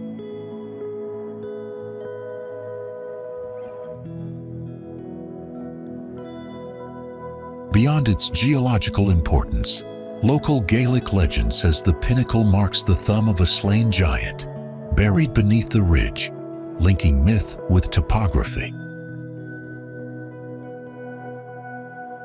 Seasonal changes transform the Storr's surroundings, from snow-dusted silence in winter to windswept heather fields in late summer.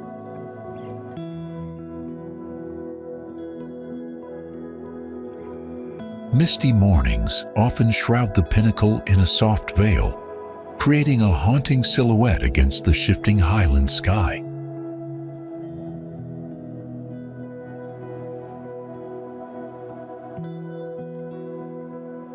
Erosion has sculpted its jagged edges into sharp ridges and crevices, giving it a raw, ancient appearance that feels almost otherworldly.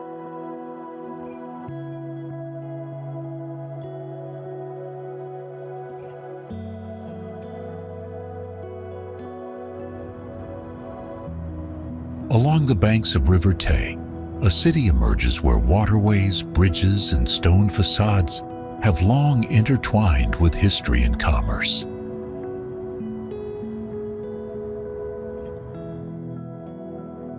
For centuries, its position at the edge of navigation and the threshold of inland travel made it a natural gathering place for merchants, rulers, and craftsmen.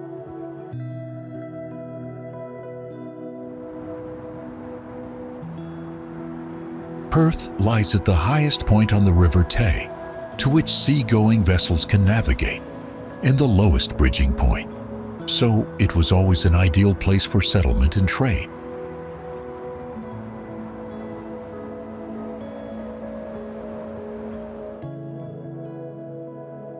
Its bridges, streets, and skyline whisper of royal pasts, artisan pride, and a timeless connection to Scotland's heartland.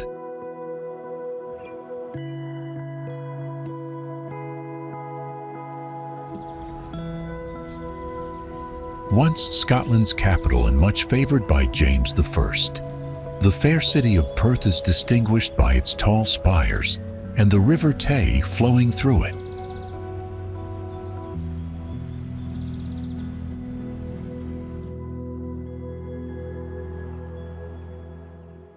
Traditional stone facades and Georgian townhouses lend a sense of quiet grandeur to Perth's urban core.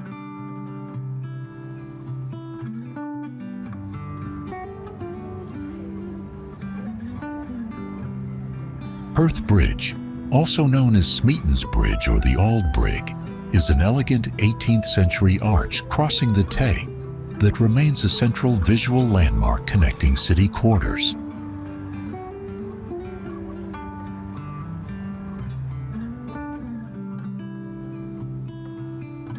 Flowing through Glasgow, the River Clyde in Scotland is the 8th longest river in the UK, at about 106 miles in length.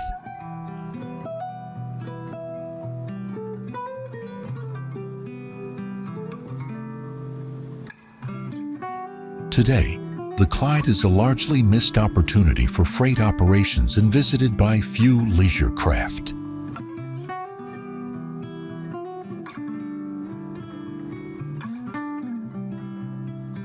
In the early 1900s, 1 out of every 5 ships launched was built on the River Clyde.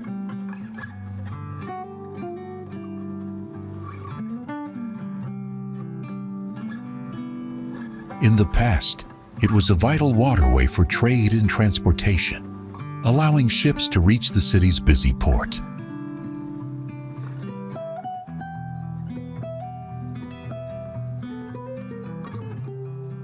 The river also powered early cotton mills and hydroelectric plants in the Vale of Clyde, contributing to the broader industrial diversification of Western Scotland.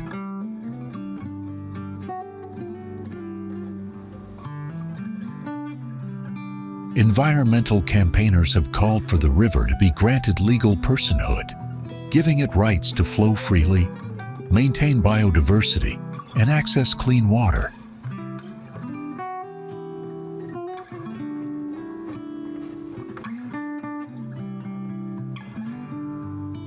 Heritage cruises and traditional dune the water steamers still ply the Firth of Clyde, passing historic castles, seaside golf courses, and coastal villages.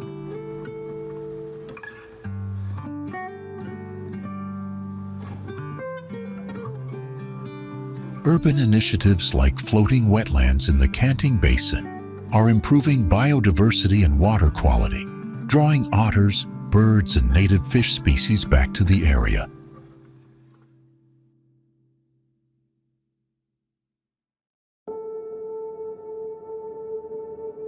Morning mist often hangs low above the Clyde, softening the outlines of bridges and boats in a quiet silver veil.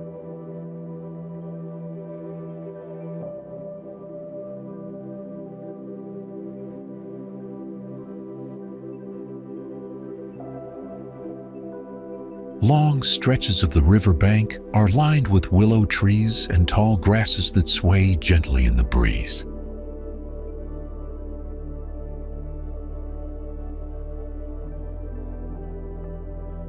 The water flows steadily past restored quaysides, where pedestrians and cyclists share peaceful views without the city's usual noise.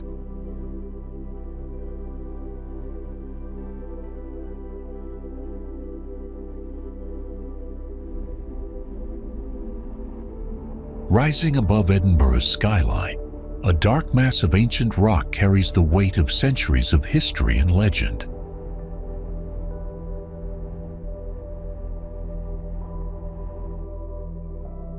Shaped by volcanic fire long before human settlement, this dramatic outcrop later became the setting for power, conflict, and pageantry in Scotland's story.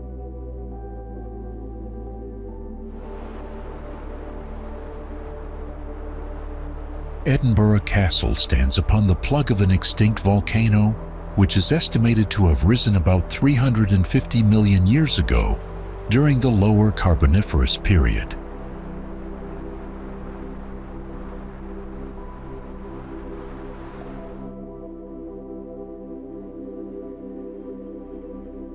It sits atop Castle Rock, a volcanic plug that rises 430 feet above sea level, dominating the city's skyline.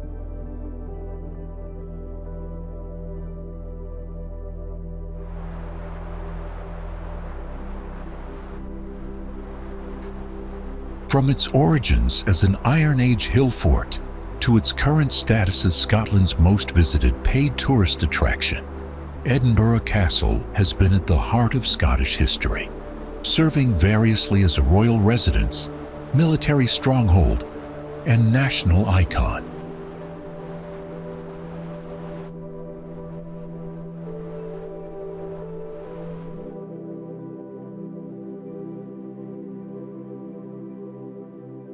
From its ramparts, sweeping views stretch across the city's rooftops, the distant Pentland Hills, and the waters of the Firth of Forth.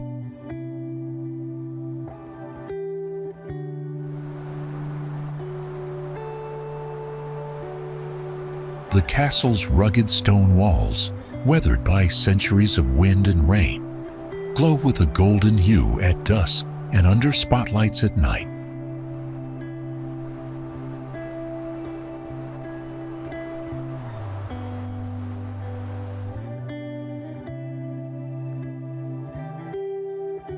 Flags flutter above Crown Square while bagpipes echo through the courtyards, lending a timeless atmosphere to the setting.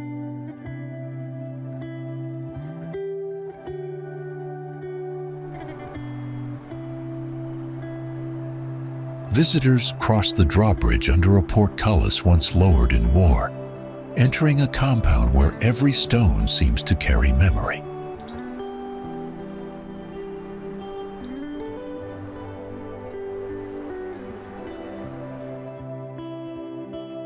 Ornate stone carvings on gateways and chapel windows reveal craftsmanship often overlooked amid the fortress's severity.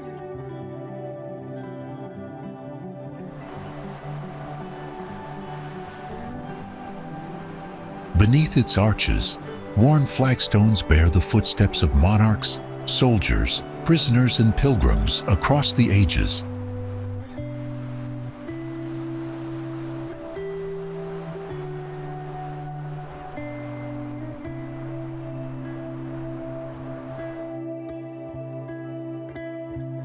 where the Bowley Firth narrows and the Highlands meet the sea. A striking span of steel and concrete stretches across the water.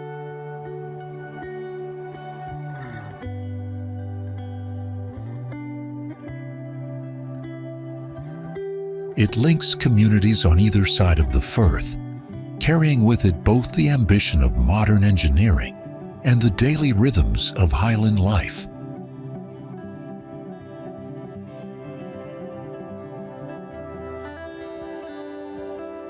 The iconic crossing over the Bowley Firth was formally opened by the Queen Mother on Friday, 6 August, 1982.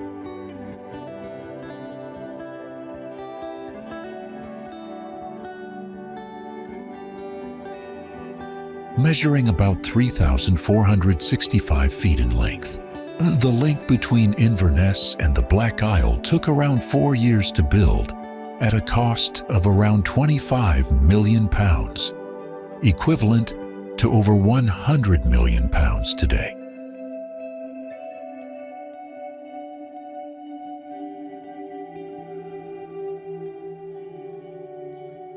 For a time, Caerphilly was the only multi-cable stayed bridge in the UK and the longest in Western Europe.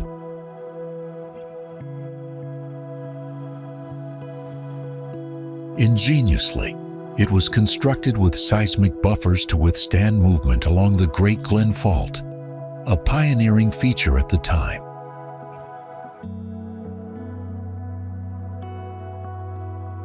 The weight of the central section of the bridge is carried by 4 towers, from which steel cables stretch down like the strings of a harp to the road deck below.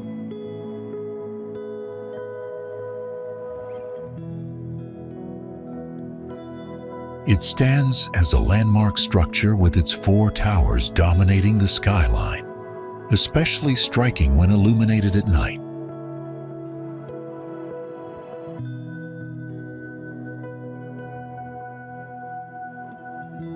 The symmetry of its design, tapered pylons and angled cables, adds a modern elegance to a landscape steeped in ancient history.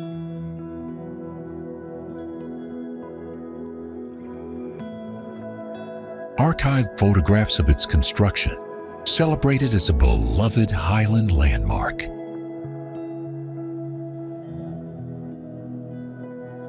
The bridge was engineered with deep foundations and a robust deck design to endure harsh Highland weather and tidal conditions.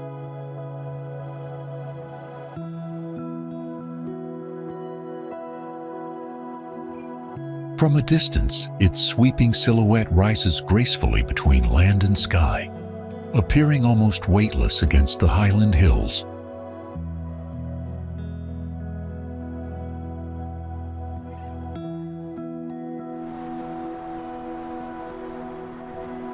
If a city's soul can be traced in the waters that pass through it, then few rivers reflect their surroundings as completely as this one.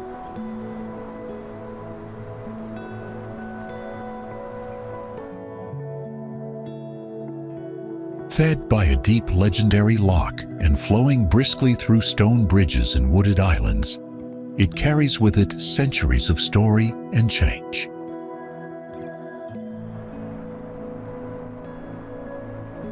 Glacial forces shaped its path thousands of years ago, but today its rhythm anchors the heart of the Highland capital.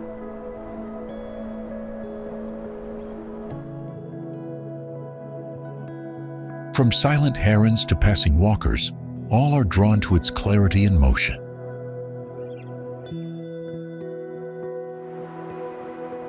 It is both mirror and artery, a natural thread stitching past and present across Inverness.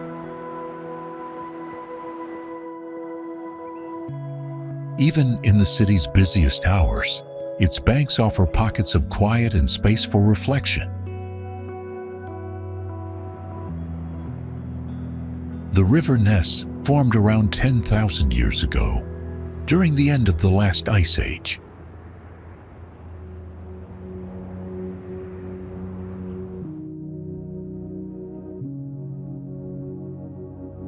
It runs through the heart of Inverness city, connecting Loch Ness to the Moray Firth.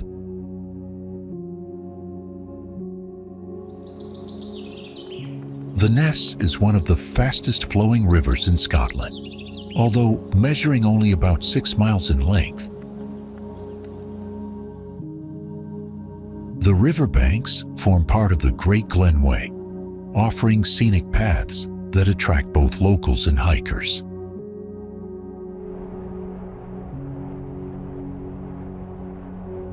The combination of woodlands, bridges, and river life creates a postcard-perfect riverside setting in the heart of the Highlands.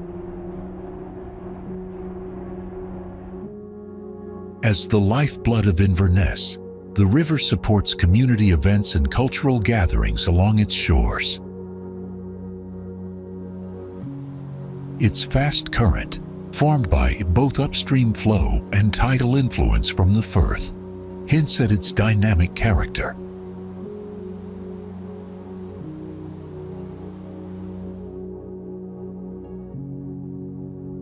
The Isle of Mull is the second largest island of the Inner Hebrides, off the west coast of Scotland in the council area of Argyll and Bute.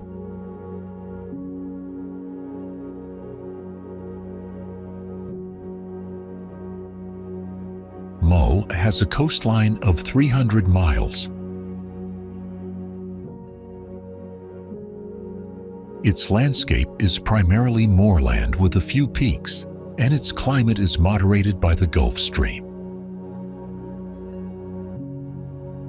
Tobermory's brightly painted waterfront buildings, said to have inspired the children's show Balamory, create a colorful maritime scene.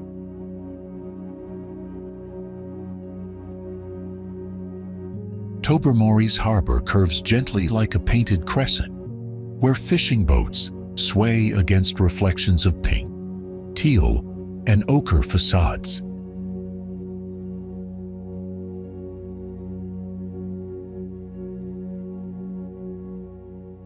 Coastal bothies, traditional shepherd shelters, have been revitalized as secluded retreats, blending architecture with wild settings.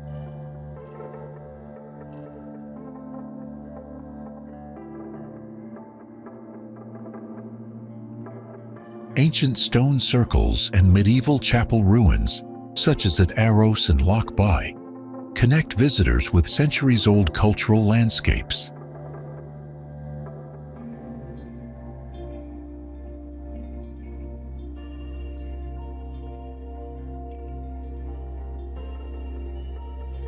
Calgary Bay and Lagan Sands feature white sand beaches backed by oak woods and Bronze Age cairns, blending geology with coastal elegance.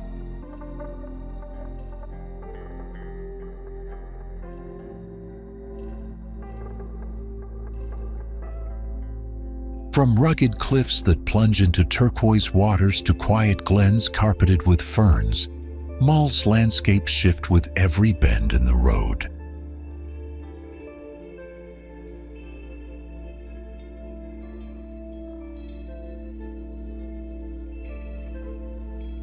The coastline winds through hidden coves and basalt cliffs, where sea pinks bloom in summer and waves break against ancient black stone.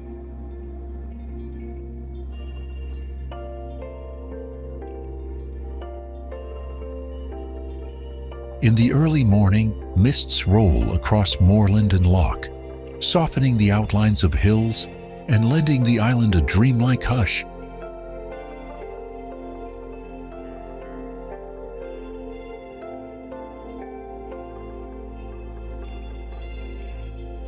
Forests of oak, hazel, and birch offer dappled trails, and the air carries the scent of moss and sea salt.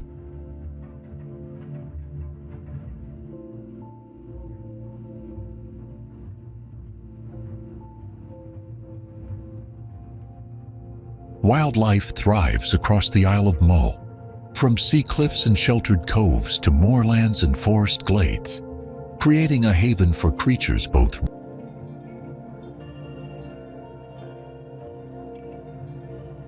Wildlife thrives across the Isle of Mull, from sea cliffs and sheltered coves to moorlands and forest glades, creating a haven for creatures both rare and familiar.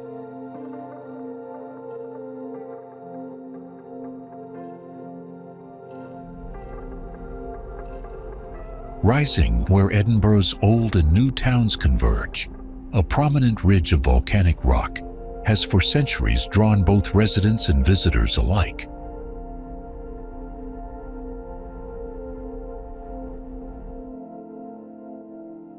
On its summit stands a remarkable collection of monuments, each shaped by different periods of civic ambition, cultural memory, and architectural vision.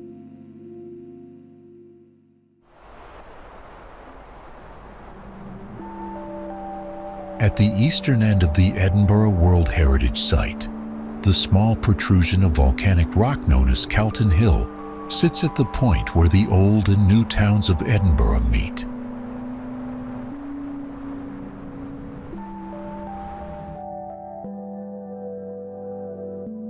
The hill boasts a collection of some of Edinburgh's most important monuments and offers fantastic panoramic views of the city.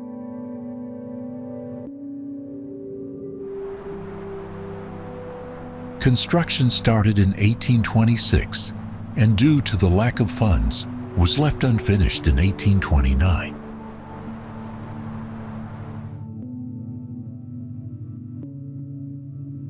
Calton Hill has long served as a civic stage, hosting public declarations, protests, hogmanay gatherings, and Beltane fire festivals.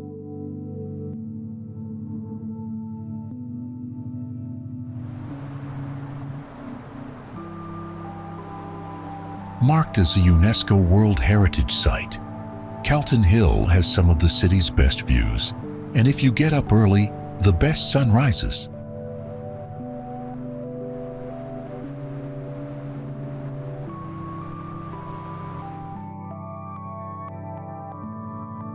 At dawn, soft light spills across the hill's gentle slopes, bathing the stone columns in a pale golden hue.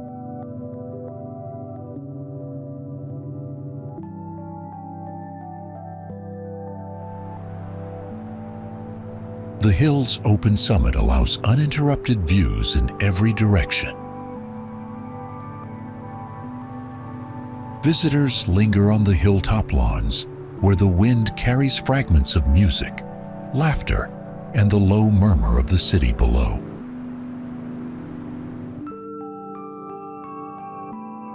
Even in solitude, the place feels expansive yet intimate, an open-air gallery where nature and history breathe together.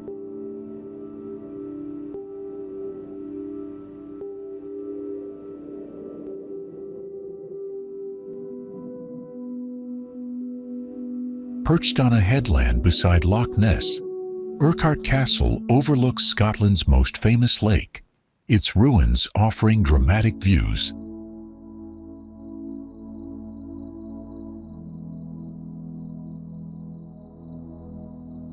In the 20th century, it was placed in state care as a scheduled monument and open to the public.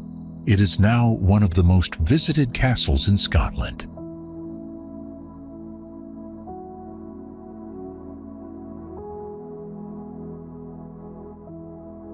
The site occupies one of the largest castle grounds in Scotland, stretching across two enclosures, Upper and Nether Baileys.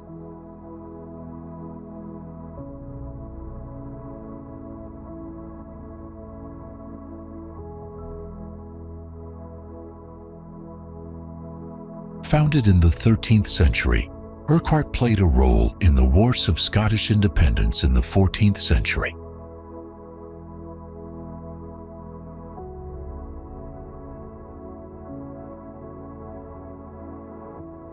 Once one of Scotland's largest castles, Urquhart saw great conflict during its 500 years as a medieval fortress.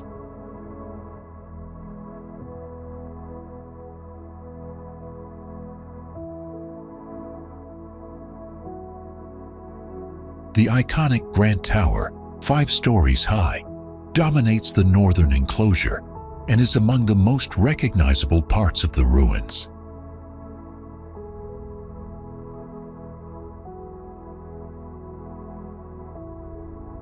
Its ruins, set against Loch Ness, provide a romantic and haunting landscape that blends natural beauty with centuries of human drama.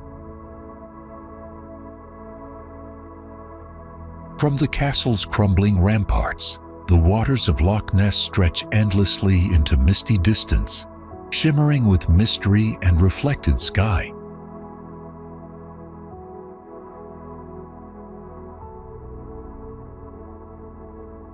Fragments of curtain walls still trace the former outline of the fortress, revealing the scale and strength once essential to its defense.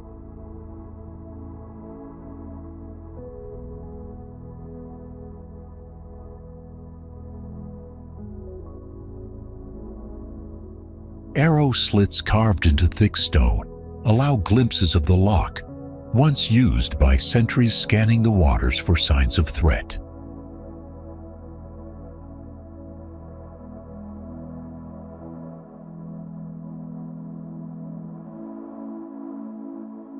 Near the entrance, the remnants of a drawbridge and gatehouse hint at the castle's once formidable control over access by land.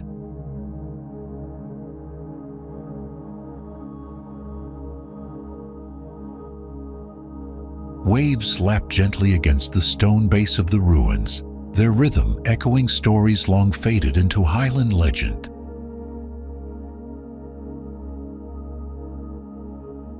Surrounding hills rise in quiet layers, framing the castle in a soft green amphitheater that changes hue with every season.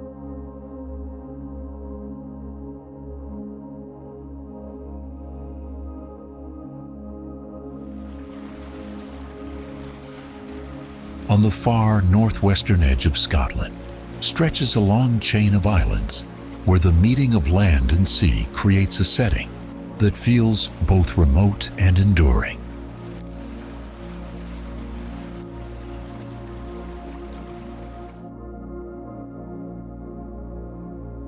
The natural environment plays a central role in everyday life, with shifting skies, changing tides, and winds that shape both the landscape and the rhythm of living.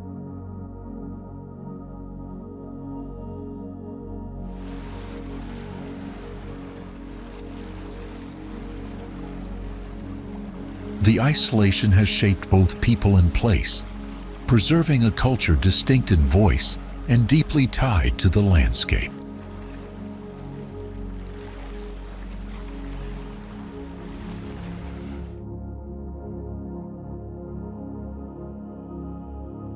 This archipelago is a unique blend of traditional heritage and contemporary culture, offering insights into island life over thousands of years.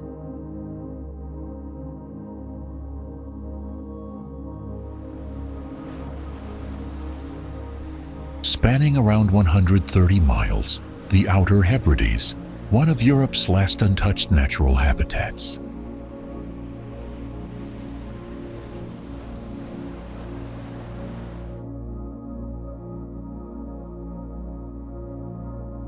The islands are one of the few areas in Scotland where Scottish Gaelic is still spoken as the everyday language.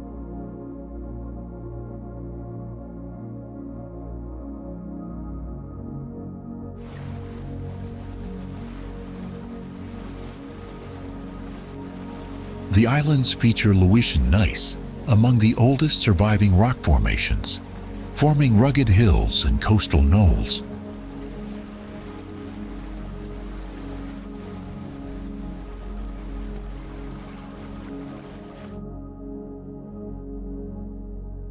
Beaches such as Uig on Lewis and Rhossili on Aber are consistently ranked among the world's finest for their sands and dunes.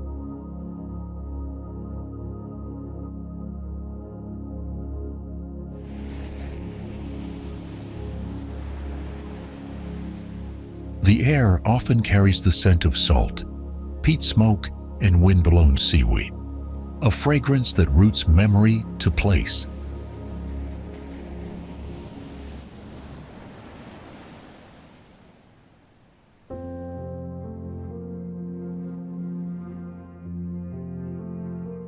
crofting communities maintain traditional farming and fishing practices that shape both landscape and identity.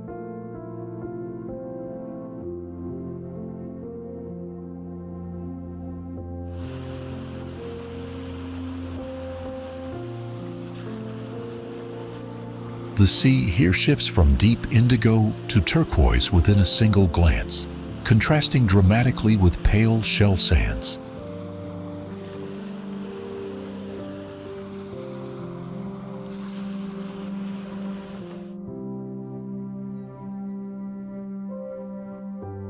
Inland, moorlands stretch wide beneath skies that seem endlessly high, streaked with fast-moving clouds and seabird silhouettes.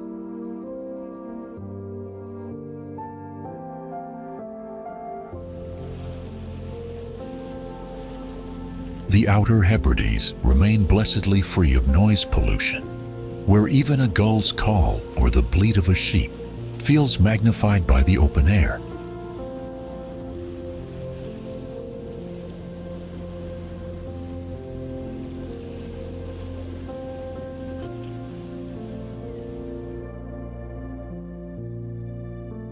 What happens when a military outpost becomes a mountain town where stone walls once echoed with cannon fire and now frame the footsteps of hikers?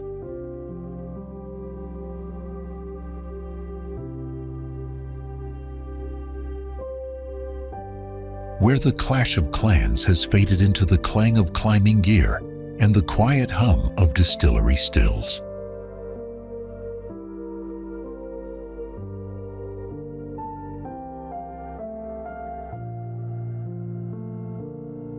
At the meeting point of Loch and Glen, Fort William tells a story not just of survival, but of transformation.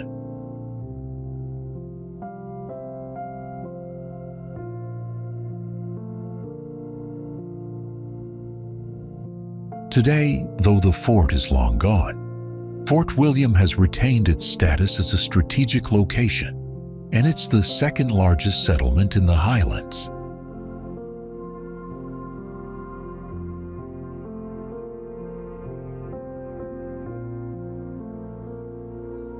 Fort William's mix of terraced Victorian buildings, contemporary cafes, and public art reflects its blend of history and modern mountain town life.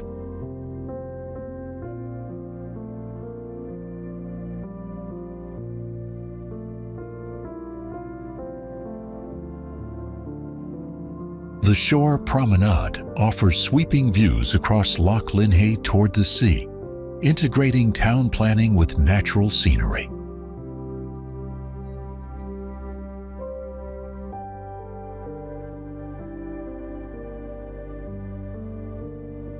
Annual events like the Ben Nevis Race and mountain film festivals reinforce the town's cultural identity around outdoor sports.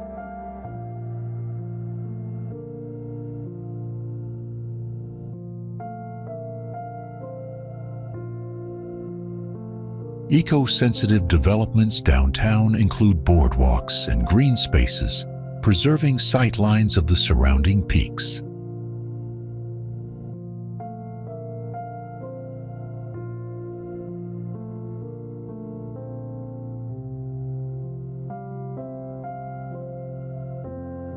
Fort William's setting is one of dramatic contrasts, where Sea Loch meets towering peaks in a constantly shifting highland light.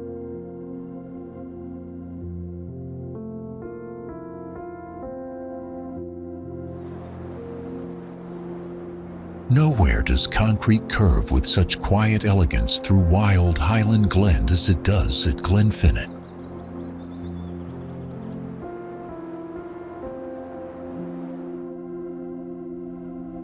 Here, engineering ambition met natural beauty, and together they built a bridge not only across land, but across generations.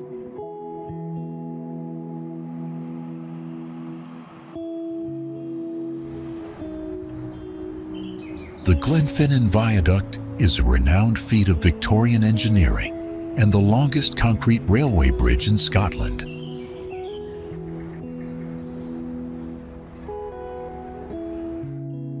Built in the 1890s by Concrete Bob McAlpine, the viaduct's 21 huge arches were constructed using pioneering technology at the time.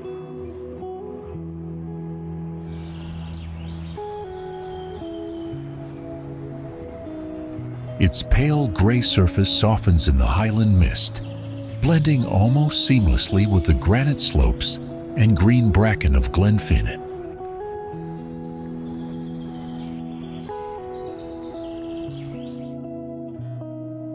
The curved viaduct follows the natural sweep of the glen, showcasing both structural ingenuity and aesthetic harmony.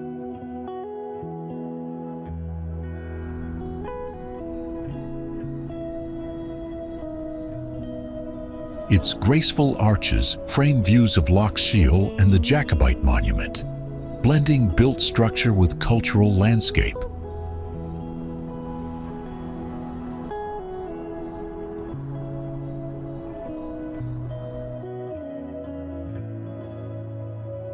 The viaduct gained global fame after appearing as the Hogwarts Express crossing in the Harry Potter films.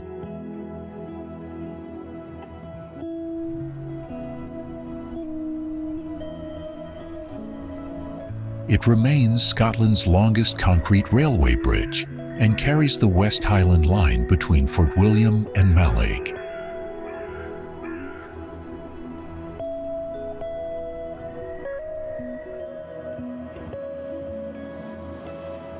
Visitor platforms and trails allow panoramic viewing, while engineering care ensures structural safety with minimal visual intrusion.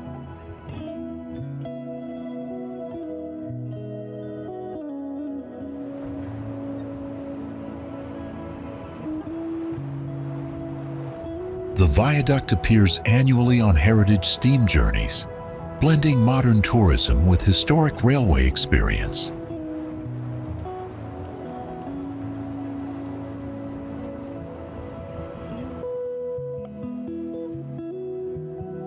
Where sea and sky seem to merge in restless harmony, a Cornish town unfolds along a coastline, sculpted by time and tide.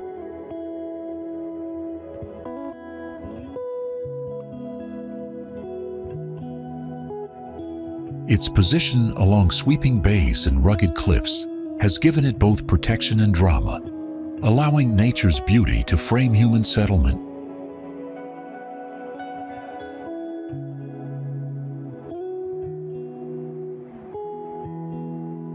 Every arrival is met first by the sound of waves and the salt-laden air, reminders that life here has always been shaped by the ocean's pull.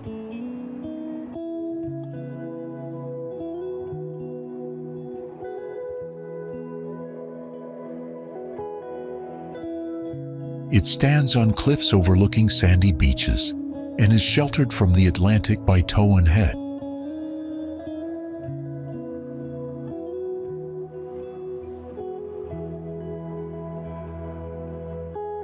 The town is almost entirely a modern seaside resort, having grown since the mid-19th century from a small fishing village. With 11 beaches stretched across 7 miles of coast, it boasts a coastal diversity unmatched in the UK.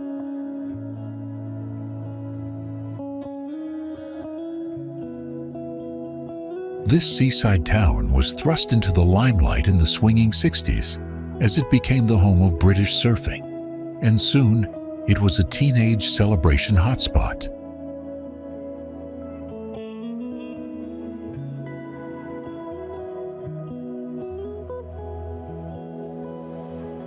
Every curve of the shoreline seems shaped for drama, with crags and bluffs that jut confidently into the sea's open reach.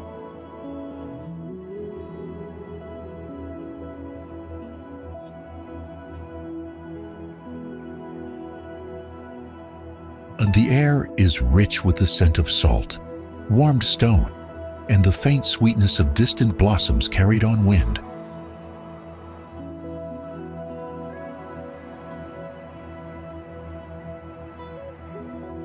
The rhythms of tide and breeze give the entire coast a kind of living architecture, shifting, shimmering, yet enduring.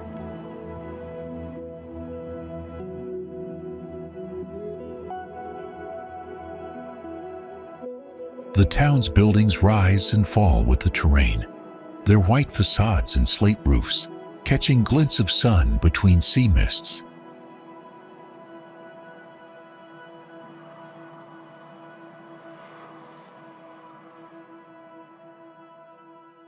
The vivid blue of the Atlantic and the gentle curve of golden sand make the coastline endlessly photogenic and soul-soothing.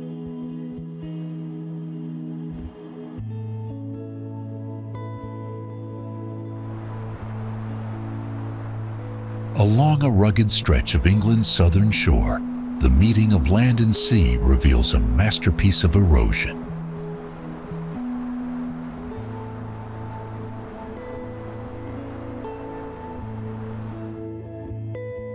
Time, tide, and weather have conspired over thousands of years to carve an arch that seems almost sculpted by human hands.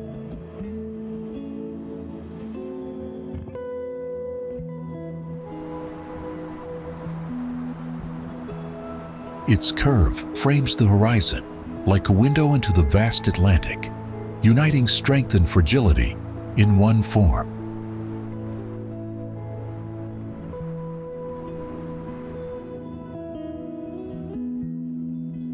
The surrounding cliffs gleam pale against shifting blue waters, heightening the sense of drama in the scene.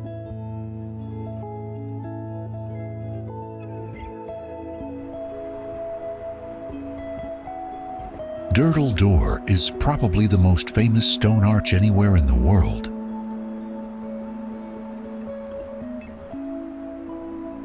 It was created when the sea pierced through the Portland limestone around 10,000 years ago.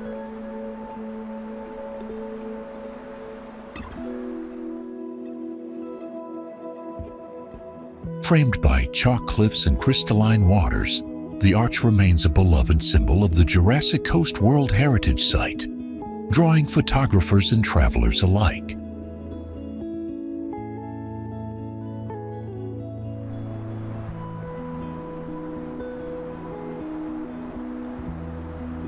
The magnificent natural limestone arch was formed when the power of the waves eroded the rock and forged a hole through the middle.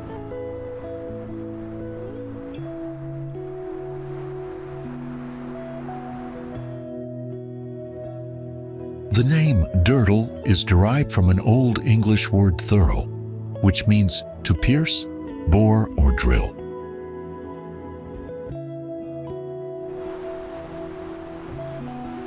The arch rises from the sea with a sweeping curve that feels both delicate and monumental, a form shaped entirely by nature's persistence.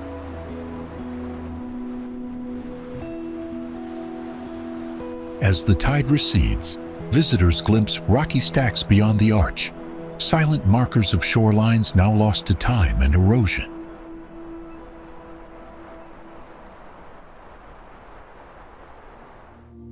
Its fame rests not just on form, but on the way its curves and colors stir awe, especially at dawn when sunrise lights the waves.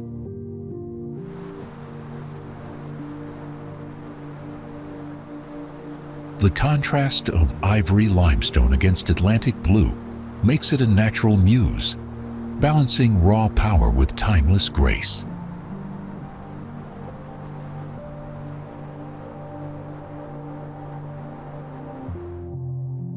Seen from different angles, the structure transforms, sometimes appearing as a grand doorway, other times as a bridge between sea and sky.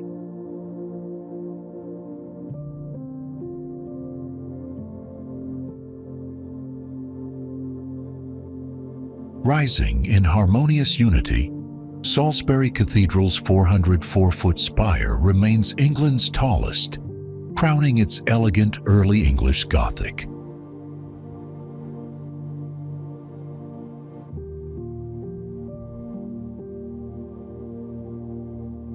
One factor that enabled Salisbury Cathedral to become so extraordinary is that it was the first major cathedral to be built on an unobstructed site.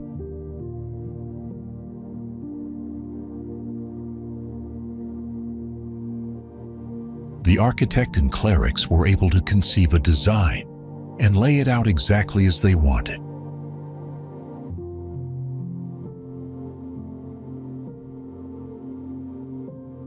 Construction was carried out in one campaign, giving the complex a cohesive motif and singular identity.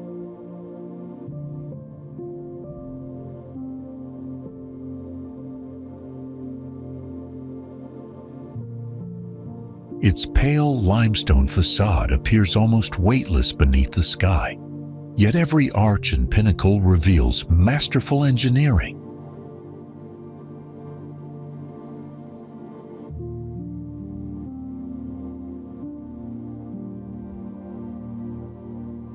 The spire soars with grace rather than force, its slender taper drawing the eye upward in a gesture of quiet aspiration.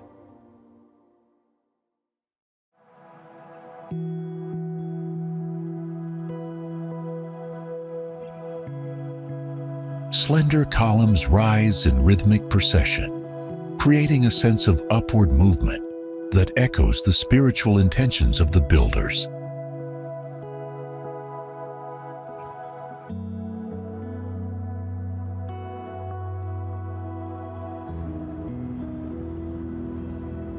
Across the Lincolnshire landscape, a city rises where history has never ceased to leave its mark, each era building upon the stones of the last.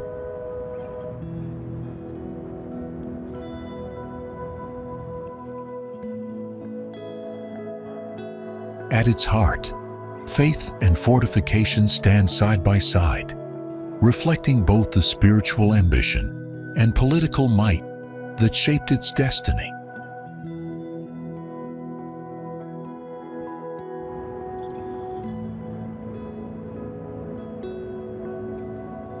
Centered around the cathedral and castle, the city of Lincoln is full of attractive buildings, including fine 16th century and Georgian properties.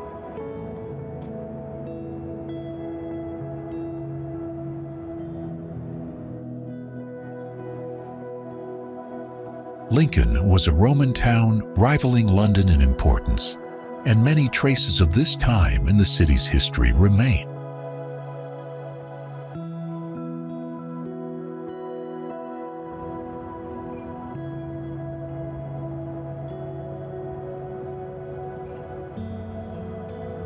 In Viking times, Lincoln was an important trading center producing coins at its own mint.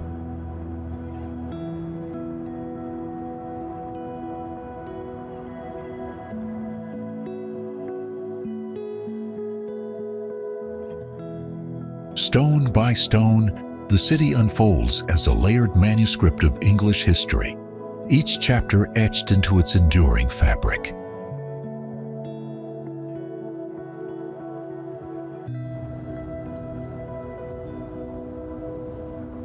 Its skyline, crowned with towers and ancient silhouettes, shifts with the light, golden at dusk, mist-veiled by morning.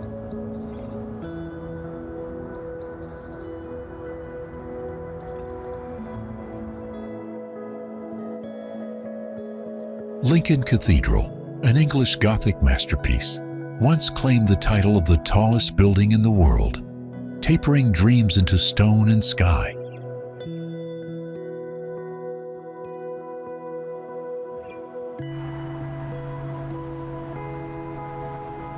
Its west front, a fusion of Norman solidity and Gothic grace, rises in grandeur with intricately carved arcades and towers that seem to whisper of devotion and ambition.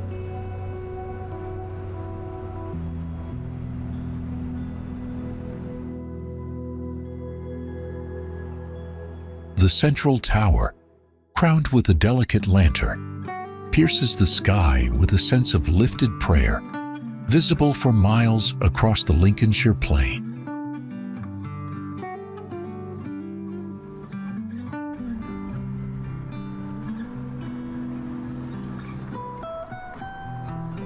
Delicate flying buttresses brace its flanks, marrying strength with elegance as they channel weight into sweeping stone arms.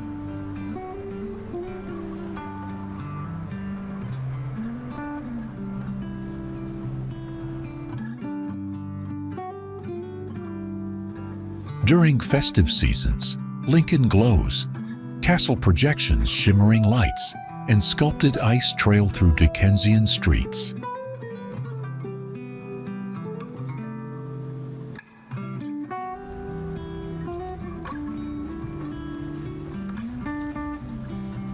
In winter, Lincoln settles beneath a hush of frost, its rooftops laced in white like pages dusted with snow.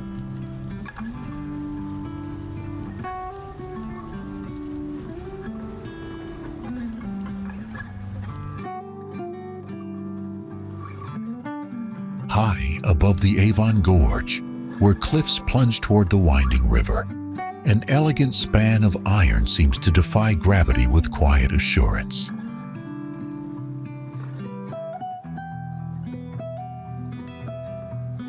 Its outline, delicate yet commanding, has long been woven into Bristol's identity.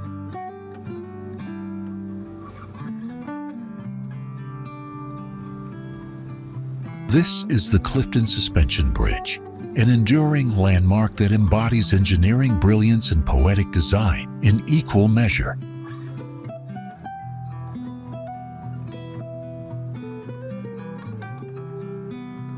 A Grade 1 listed structure, Clifton Suspension Bridge is deemed worthy of the highest quality conservation and record-keeping in order to preserve one of the oldest surviving iron suspension bridges in the world.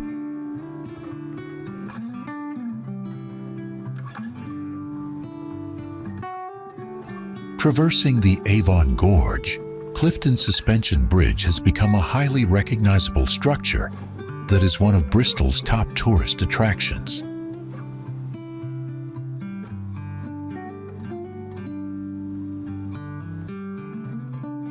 The world-famous Clifton Suspension Bridge was designed by the great Victorian engineer Isambard Kingdom Brunel, although he never lived to see his creation finished in 1864.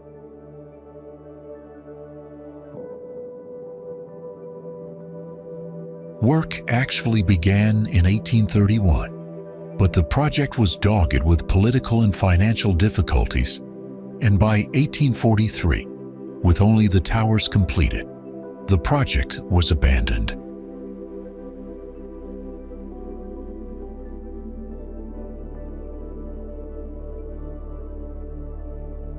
Brunel died aged only 53 in 1859, but the Clifton Suspension Bridge was completed as his memorial.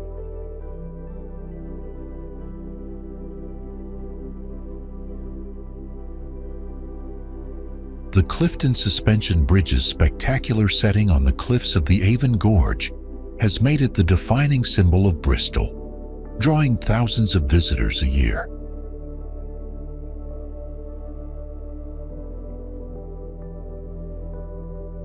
Vertical wrought iron rods suspend the deck from 3 independent Aber chains, anchored with precision and craftsmanship across each span.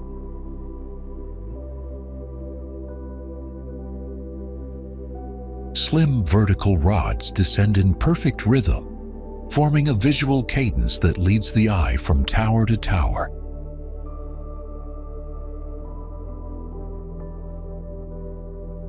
The chains are being repainted and protected from corrosion, and sustainable lighting systems are being installed to ensure its preservation for future generations.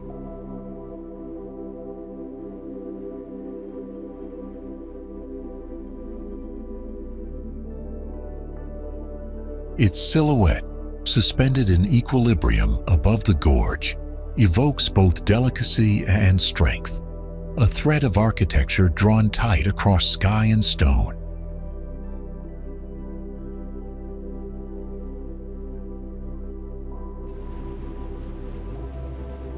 Across Liverpool, where the pulse of the port once dictated empire and industry, one structure rises not in haste, but in quiet authority,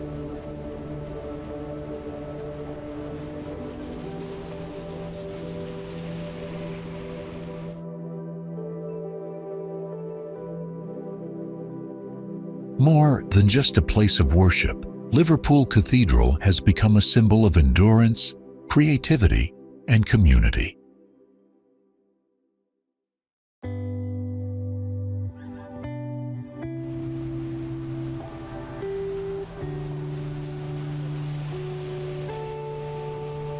Its presence speaks not only to faith, but also to the city's long history of craftsmanship, resilience, and public life.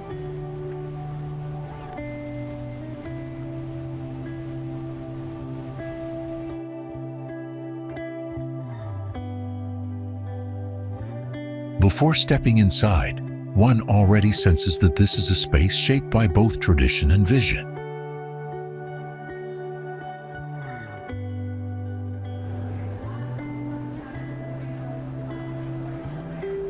The red brick Liverpool Cathedral towers over the city atop St. James Mount.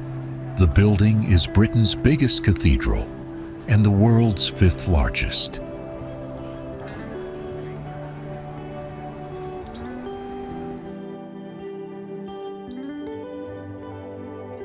Liverpool Cathedral is a towering neo-Gothic structure dedicated to the Church of England and offering some of the highest Gothic arches in the world, as well as a viewing tower.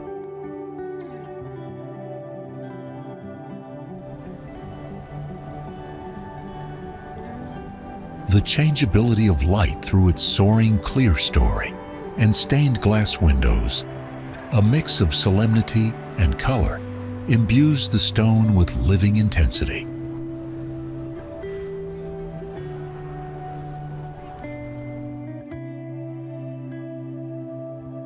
Its monumental scale commands attention, yet the detailing invites closer reflection, from carved tracery to the rhythm of stone ribs above.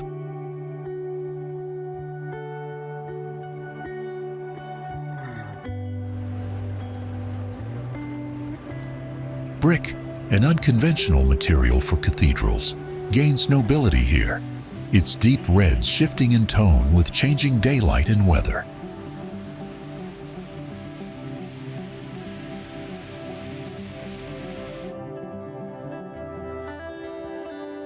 As a living space, the cathedral balances faith, art, and public life, offering exhibitions, concerts, and community events in its sacred volume.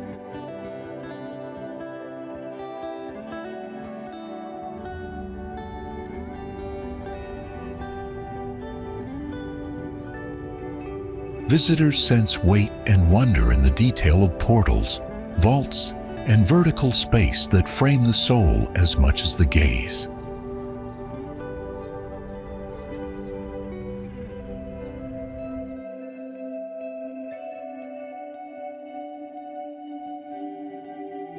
It is a place where architecture meets artistry, in form, function, and quiet, resonant contemplation.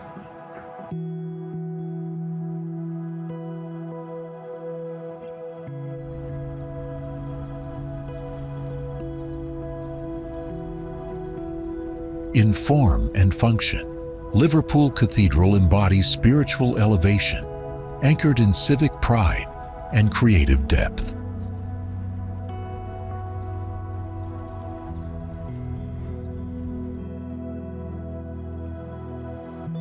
Perched where land meets restless sea, a fortress rises from black basalt with an authority that seems eternal.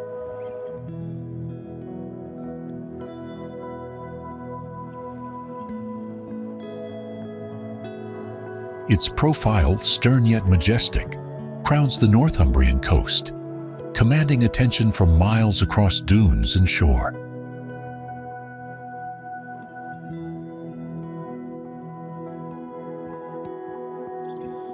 This is Bamburgh Castle, a citadel whose presence tells the long story of England's northern frontier.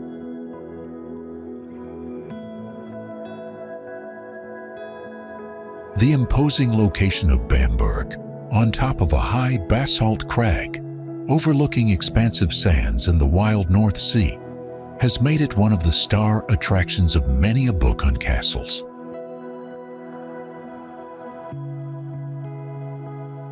Bamburgh Castle is the king of castles,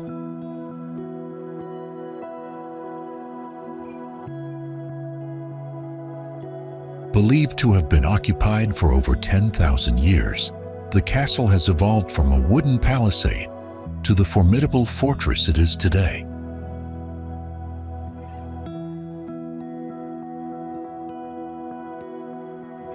Bought by the first Lord Armstrong in 1894, it is still owned by the Armstrong family, who play an active part in its operation and maintenance.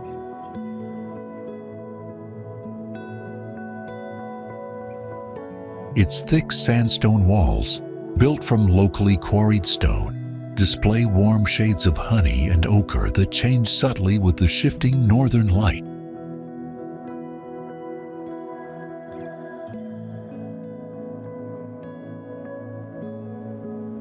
Massive rectangular towers rise at intervals along the curtain wall, their solid profiles shaped more for strength than ornamentation.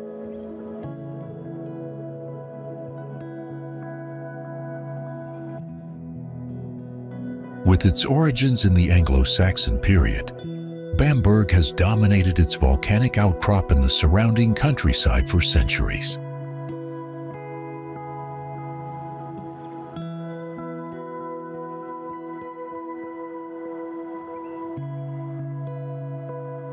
From its humble wooden palisade to the impressive stone walls of today, it strikes an iconic pose on the Northumbrian coastline.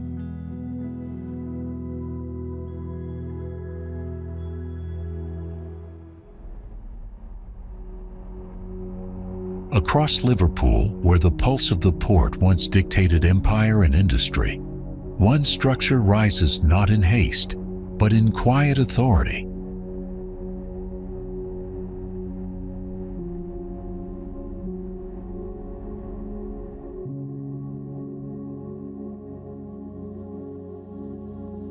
More than just a place of worship, Liverpool Cathedral has become a symbol of endurance, creativity, and community.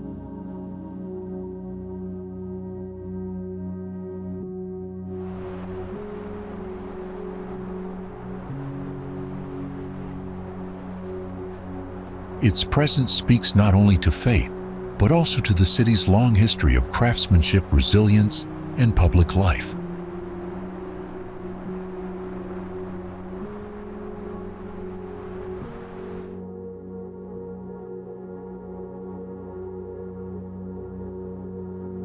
Before stepping inside, one already senses that this is a space shaped by both tradition and vision.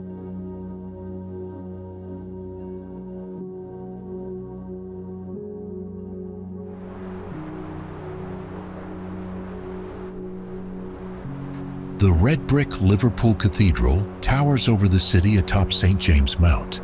The building is Britain's biggest cathedral and the world's fifth largest.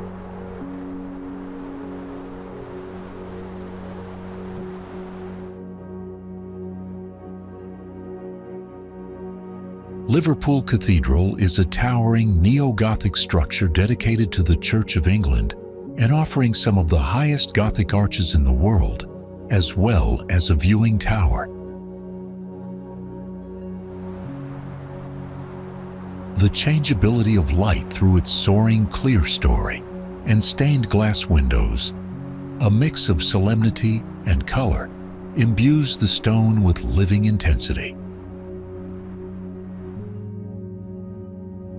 Its monumental scale commands attention, yet the detailing invites closer reflection, from carved tracery to the rhythm of stone ribs above.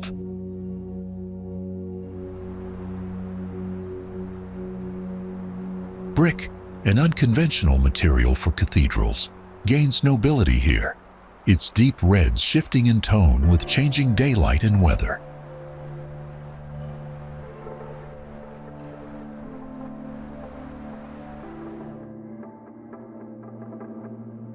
As a living space, the cathedral balances faith, art, and public life, offering exhibitions, concerts, and community events in its sacred volume.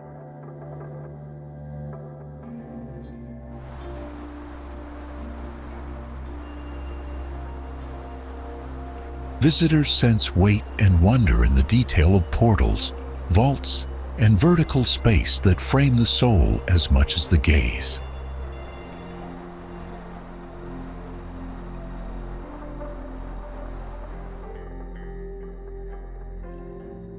It is a place where architecture meets artistry, in form, function, and quiet, resonant contemplation.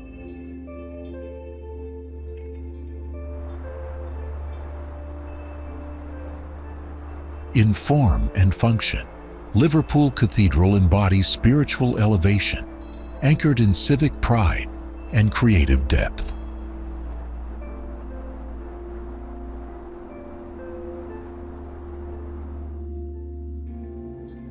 If a building can embody both the weight of history and the rhythm of daily life, then few rival the quiet authority of Buckingham Palace.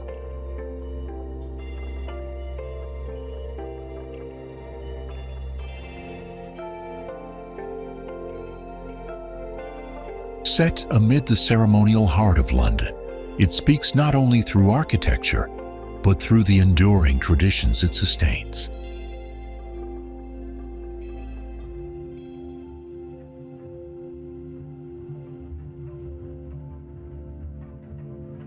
More than a royal residence, it functions as a symbol of continuity, of identity, and of monarchy in motion.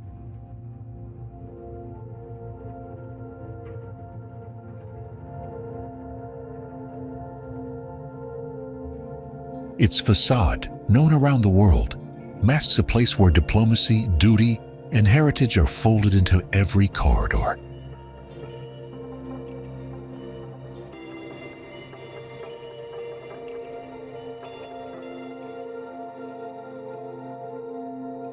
Nestled in the heart of Westminster, Buckingham Palace is very much a working building and the centerpiece of the UK's constitutional monarchy.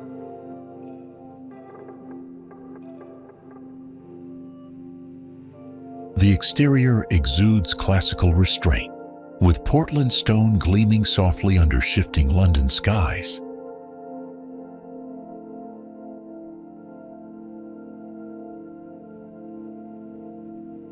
Delicate carvings and ornamental details enrich the neoclassical exterior without overwhelming its clean lines.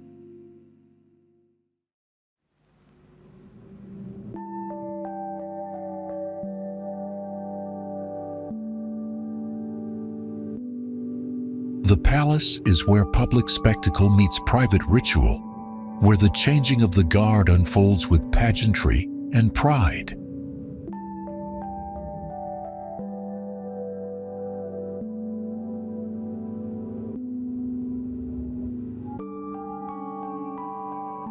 It remains a powerful symbol of national unity and tradition, a living icon of the monarchy's enduring presence in British life.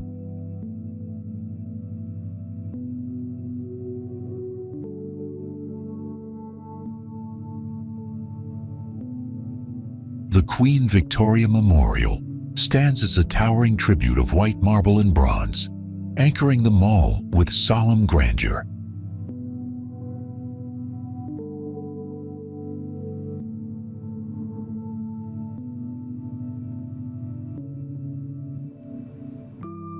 At its heart, Queen Victoria sits enthroned, her gaze steady and imperial, embodying an era of expansion, confidence, and reform.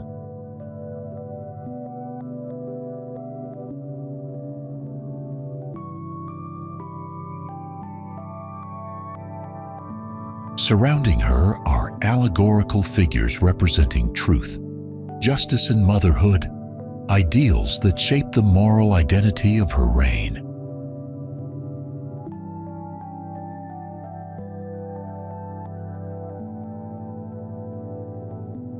Above, the gilded winged Victory gleams against the London sky, her outstretched arms symbolizing peace born from strength.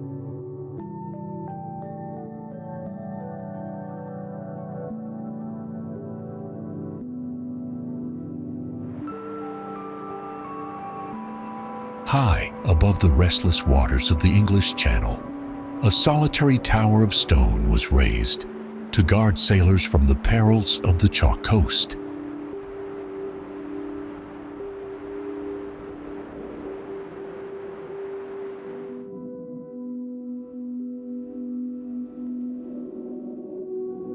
Its weathered granite frame, shaped by wind and time, hints at a life once lived in flashing signals and quiet endurance.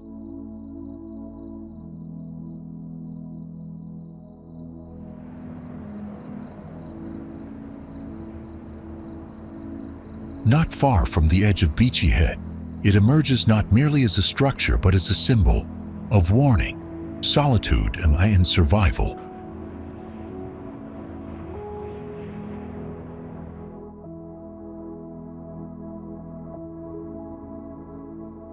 Bell 2 was built in 1832 out of Aberdeen granite and conveyed by ox teams from Maidstone.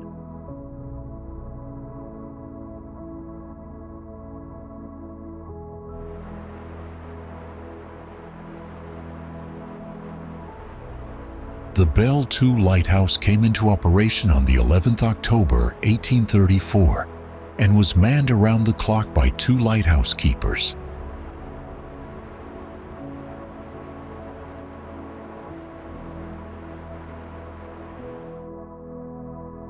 The location of the lighthouse was carefully planned so that the light was visible for 20 miles out to sea, and that the light would be obscured by the edge of the cliff if sailors were too close to the shore.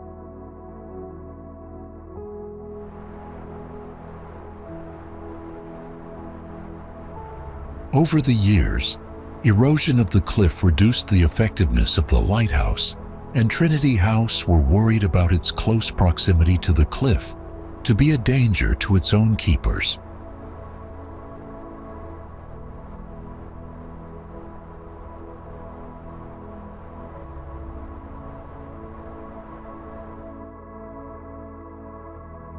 Set along the River Thames, the city has grown over centuries into one of the world's most influential capitals.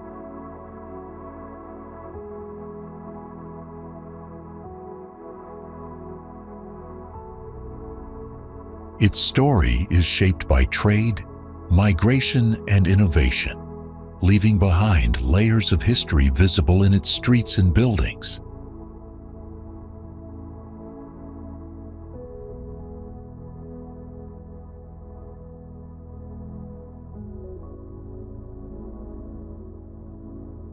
From its Roman foundations to its role in global culture today, London reflects both tradition and change in equal measure.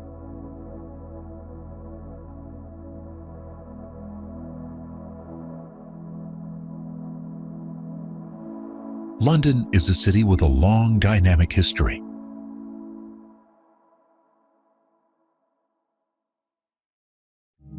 In the modern day, it stands as a vibrant hub for many people in walks of life.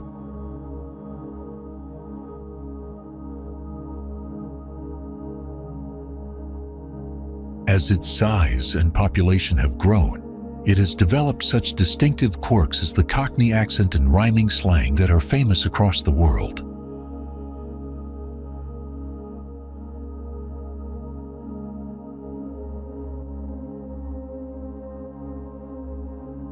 London's scale enfolds the world. It is both intimate in its hidden alleys and grand in its skyline, where history and future intertwine.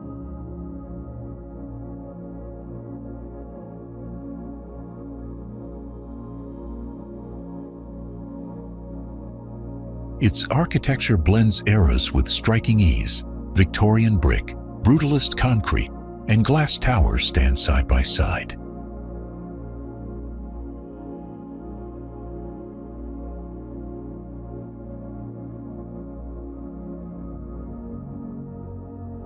South Bank to skyscraper, theater stage to gritty street mural, every corner pulses with narrative, waiting for a curious eye.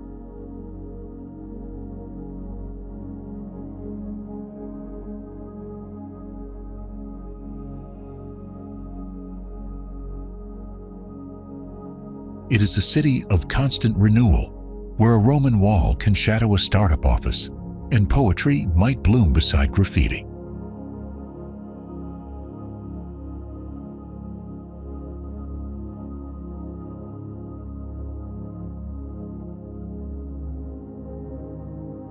In London, Every stone, bridge, and skyline silhouette holds a story of empire, art, upheaval, and rebirth.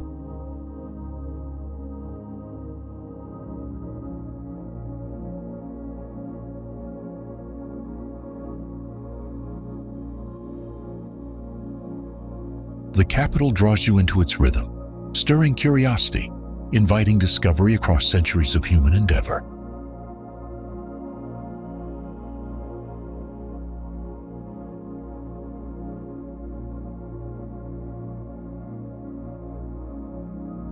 From quiet mews to sweeping boulevards, the city's forms follow both legacy and experiment, improvising through space and time.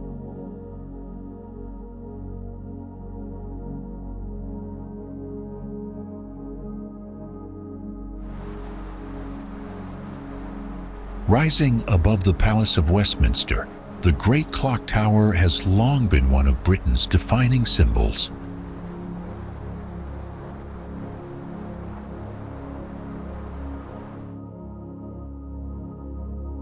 Known worldwide by its nickname, it draws millions of visitors each year who come to see not only its famous clock, but also the tradition it represents.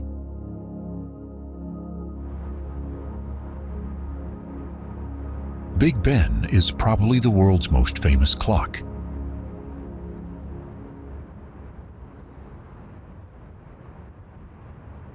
That iconic silhouette is instantly recognizable and is one of the most Instagrammed landmarks on the planet.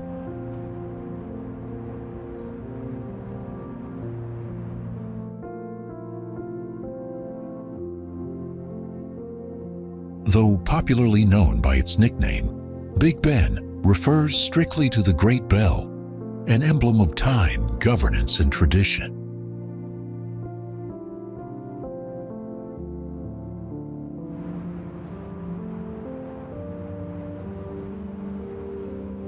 Weighing more than 13 tons, the bell keeps time via a delicate pendulum regulated by old pennies, preserving tradition amidst motion.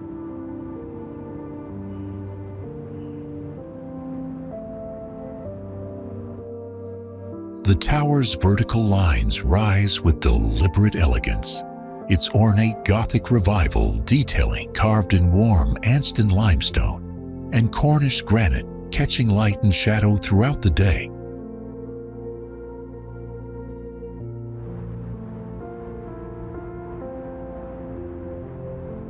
Each facade is a study in symmetry, where pointed arches and slender pinnacles frame the massive clock faces with architectural poise and precision.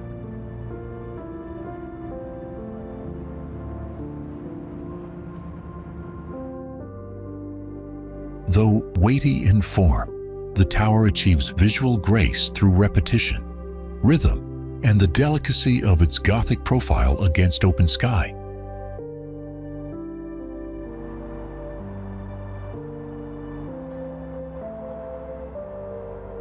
More than architecture, Big Ben resonates as rhythm and ritual, marking every hour in stone, a brass and national memory.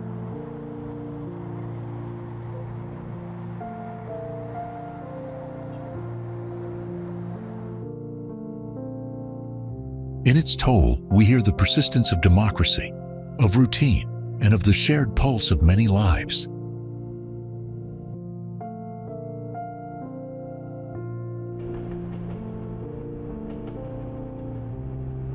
Even from afar, the tower conveys both strength and finesse, its proportions creating a sense of dignity rather than dominance.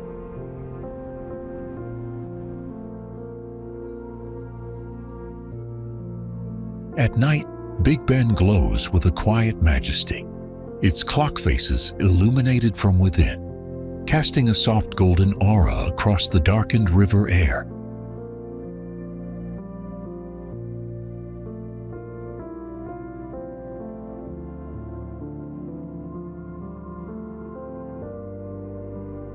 No landmark quite captures London's layered spirit like the structure that rises where industry meets imagination.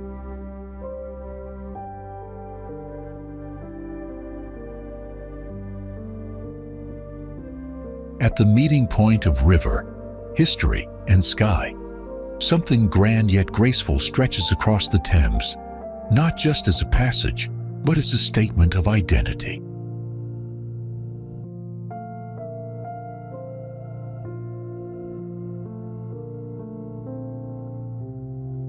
Its silhouette is familiar, but its details surprise, a marriage of strength and style that has stirred admiration for over a century.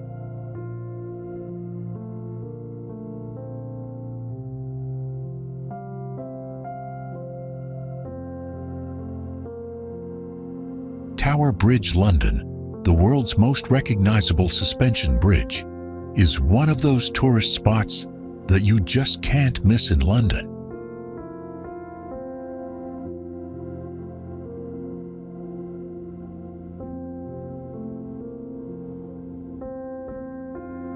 Standing majestically over the River Thames since 1894, this iconic landmark consists of 2 towers and 2 walkways.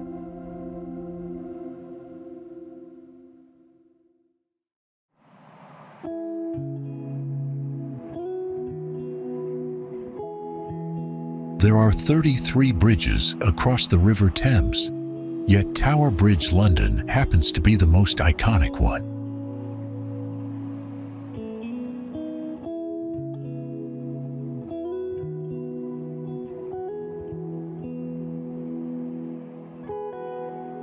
The bridge is older than a century and is the first to come to the minds of people when they think of London.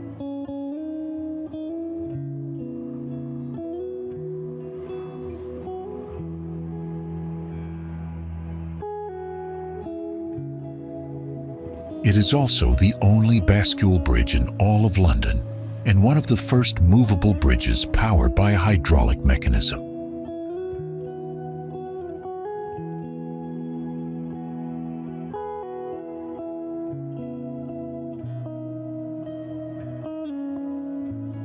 Construction of the Tower Bridge started in 1886 and took 8 years to complete, using over 11,000 tons of steel.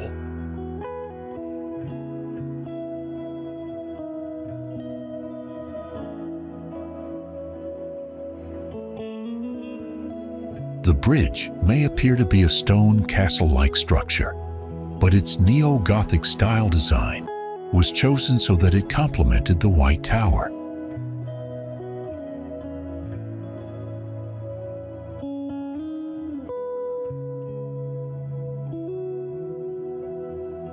Thanks to its neo-Gothic elegance, the bridge often appears older than its existence, a deliberate homage to London's medieval heritage.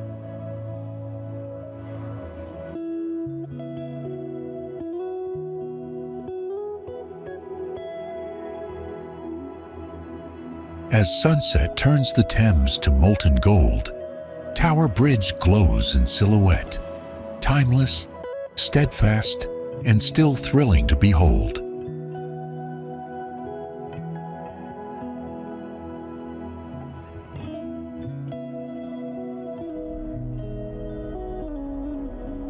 Along the southern coast of England stretches a natural heritage site where every cliff and shoreline preserves traces of millions of years of Earth's history.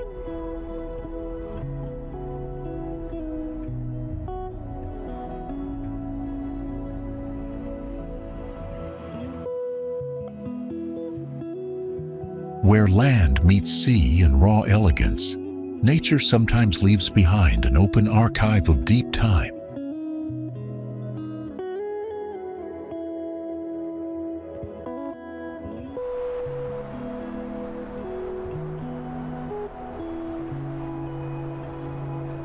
The Jurassic Coast is 95 miles long and is located between Old Harry Rocks in Dorset and Exmouth in East Devon.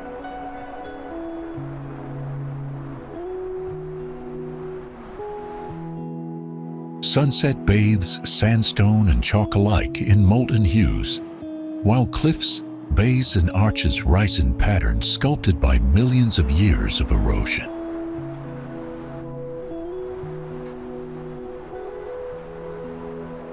In 2001, the Jurassic Coast was inscribed as a World Heritage Site by UNESCO for the outstanding universal value of its rocks, fossils, and landforms.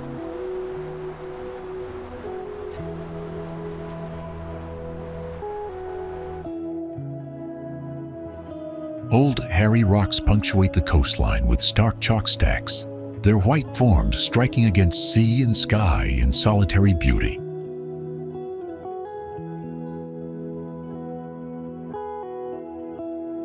The cliffs reveal time and color. Russet, ivory, and slate bands, stacked like geological brushstrokes on a canvas shaped by wind and waves.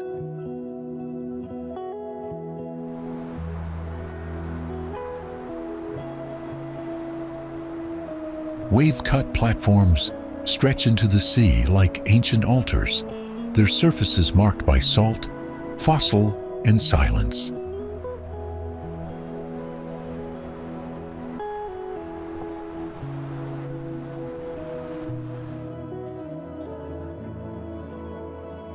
Crumbling edges meet the surf with quiet drama, where erosion sculpts every outcrop into fleeting monuments of stone.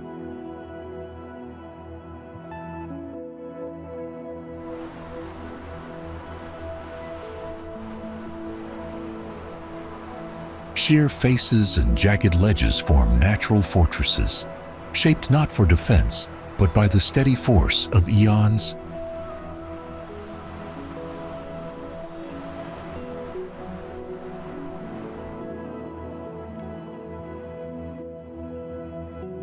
Low tide reveals hidden strata, textures once buried under prehistoric seas, now exposed to light, air, and wonder.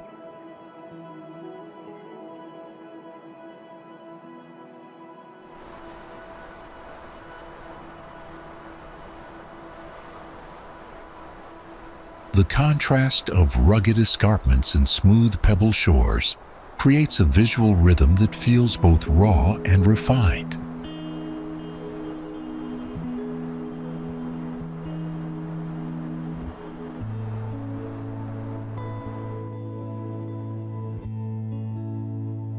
Nestled in a valley where silence seems to settle like mist, a long sweep of water stretches between fells.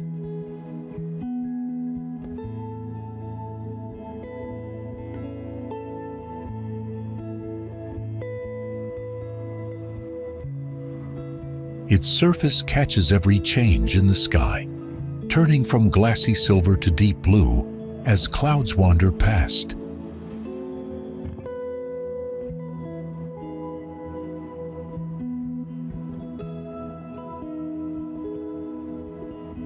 Crummock Water once formed a single body of water with nearby Buttermere and Loch Water to the west.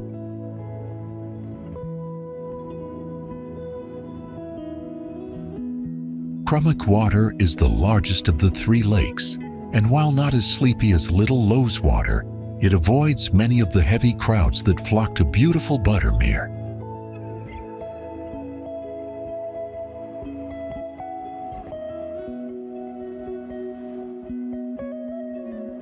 Crummock Water is 2.5 miles in length, but only 1/2 mile across at its widest point.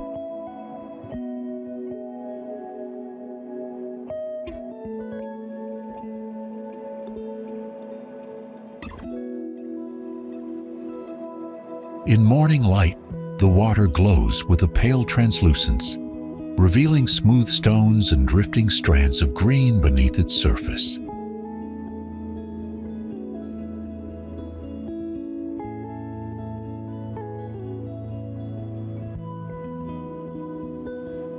A light breeze carries the faint scent of damp earth and fresh grass, mingling with the cool breath rising from the lake.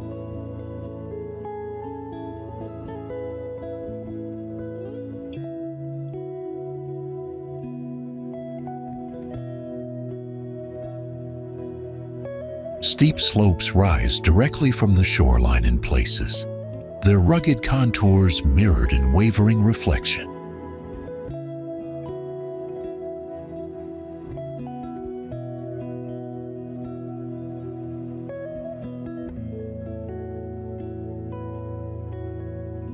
Mist sometimes hovers above its surface, blurring the boundary between water and sky into a dreamlike haze.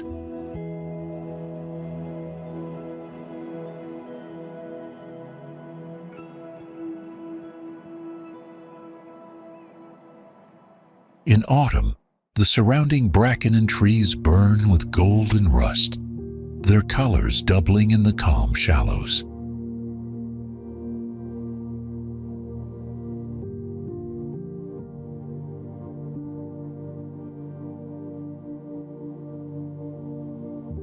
The lake's narrow shape curves with the land, drawing the eye along its length toward horizons softened by distance.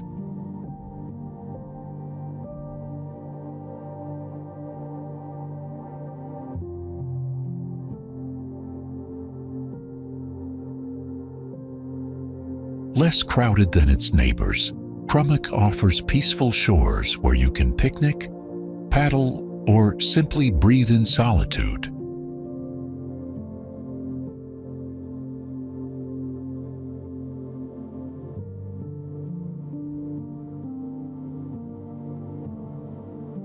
The road's clear view invites driving reverie. The path's quiet walk offers visual meditation around each curve.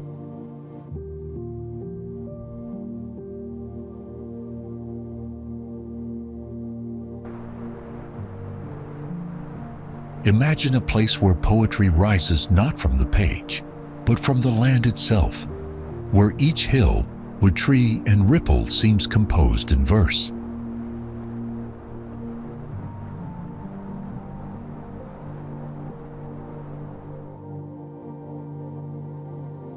Grasmere is a fascinating little town.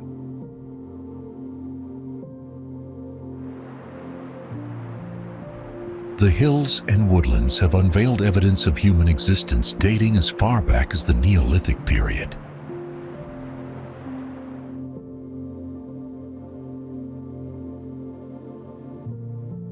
Grasmere's early inhabitants consisted of Celtic tribes and later Roman soldiers who created settlements in the region.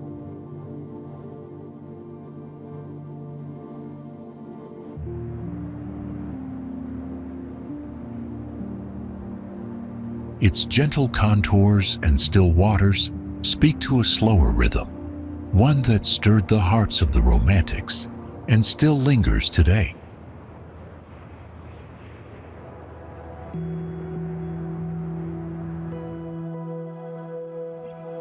The village's rooftops, with their soft slate tones, seem to emerge organically from the earth, mirroring the muted palette of the surrounding fells.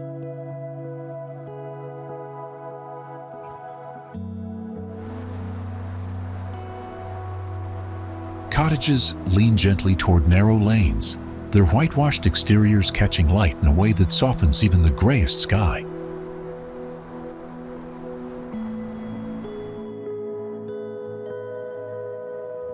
The lake itself mirrors the past, its placid surface framed by grass-edged hills that echo centuries of settlement.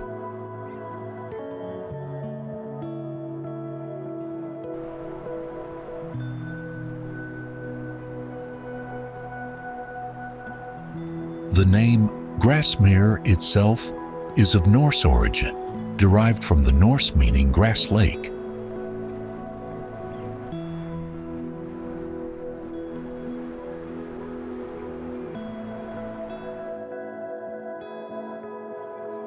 During the medieval period, Grasmere was primarily an agricultural community, thriving on sheep farming and creating an economy fueled by local produce and trading.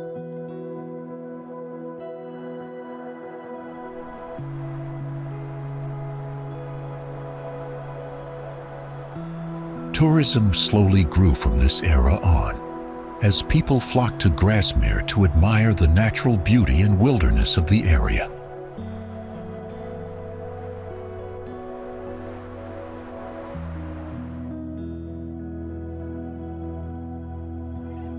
Grasmere's scale remains intimate, built more for walking than spectacle, where each bend in the path reveals a new yet familiar view.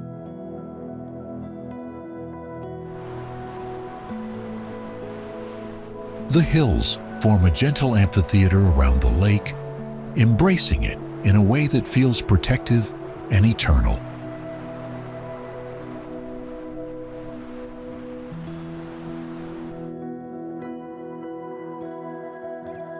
Tucked along Cornwall's rugged northern coast, a small town has long captivated both residents and visitors with its natural light and seaside setting.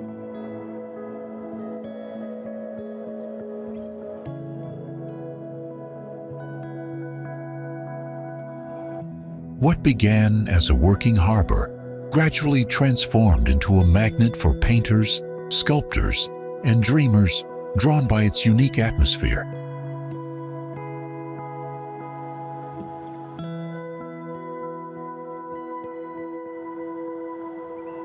St. Ives now embodies a blend of fishing heritage and artistic identity, a place where tradition and creativity meet by the shore.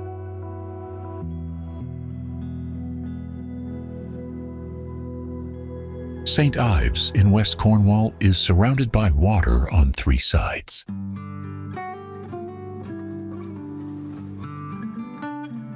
And it's the bright, milky North Atlantic light that has attracted artists to this former fishing village near the westernmost tip of Britain for generations. The scent of salt and seaweed clings to the breeze, blending with the warmth of sun-dried timber and the occasional bloom of wild coastal flowers.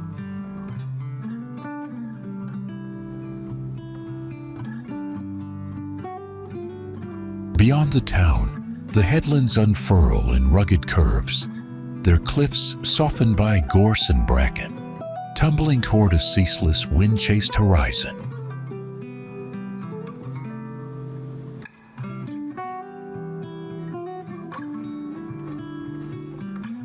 Waves roll in with a rhythmic hush, curling onto golden sands that gleam beneath skies, shifting from opal to indigo by the hour.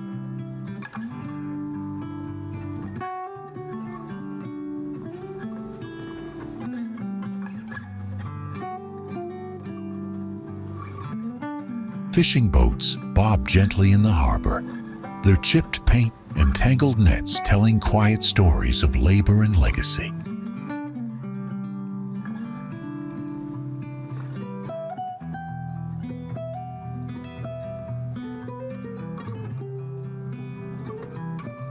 Soft golden sands stretch in gentle arcs, kissed by tides that shimmer under shifting skies of silver and blue.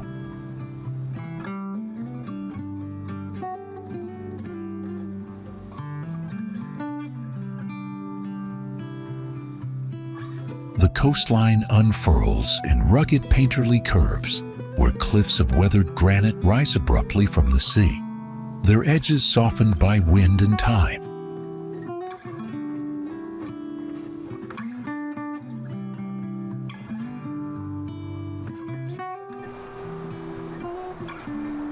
From the edge of London's orbital motorway, a curious form rises in the landscape, hinting at something more than woodland alone.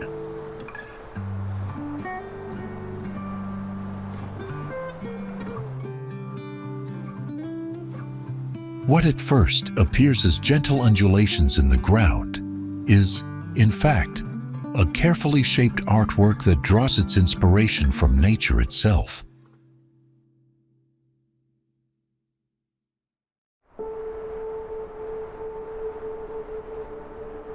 Visible from the M25 as you climb north past Denbigh is this impressive earthwork sculpture in its woodland location, created by the Green Arc and Woodland Trusts.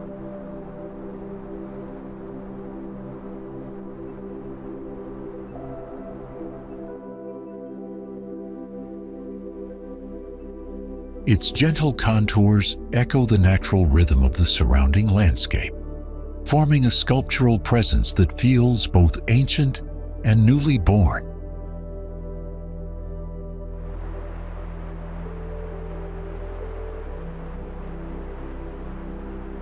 The seed-shaped mounds ripple outward in deliberate symmetry, as though the earth itself had breathed, and settled into quiet geometry.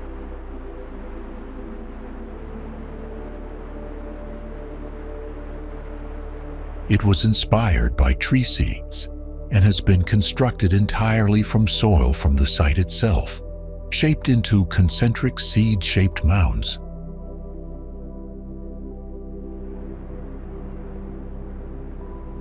This new woodland was planted between 2006 and 2009 on land that was once part of Epping Forest.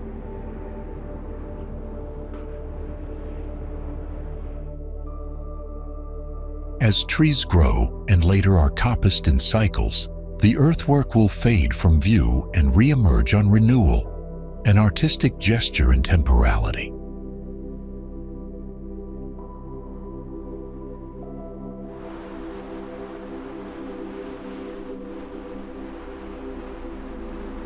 Experienced from ground level, the earthwork can be elusive, its true form best appreciated from above or as one walks its crest.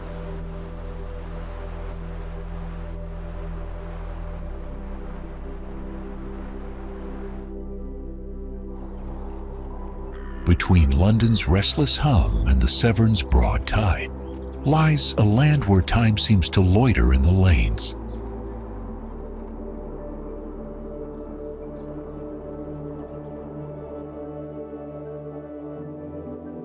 Here, the pace slackens to match the unhurried flight of swallows over meadows, and the air carries the scent of hay, stone, and apple blossom.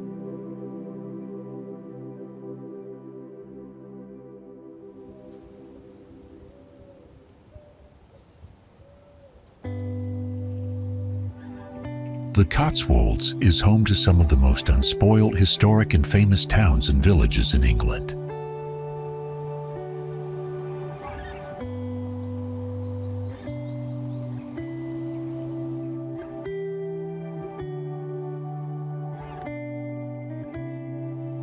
The Cotswolds covers a huge area, almost 800 square miles, and runs through 5 counties.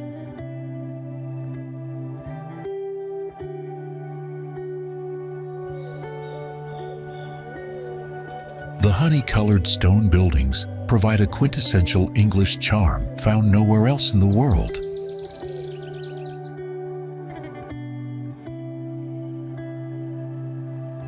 Village greens, honey-washed facades, and gentle streams compose a pastoral tapestry stitched with timelessness.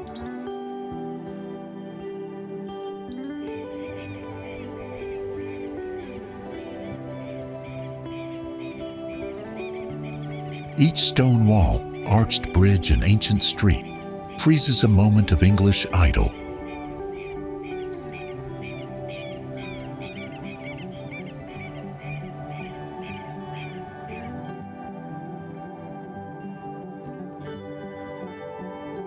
Gentle undulations of pasture and meadow roll into one another, their edges stitched with dry stone walls that seem to grow naturally from the earth.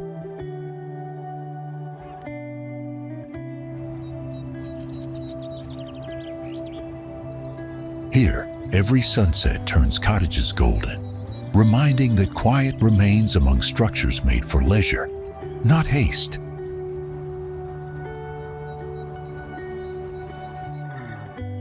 Ancient churches rise modestly above the villages, their spires slender as if mindful not to disturb the sky.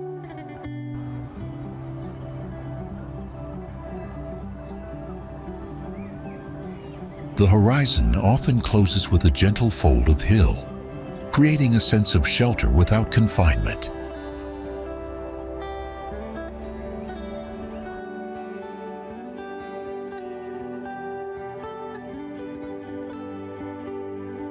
This is the end of our journey through the wonders of Great Britain.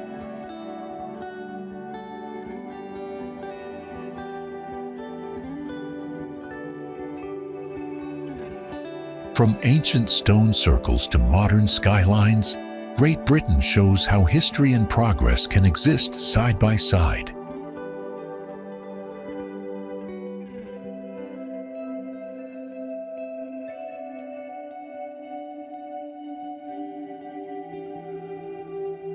Its landscapes, whether mountain peaks or quiet valleys, carry the memory of generations who lived and worked there.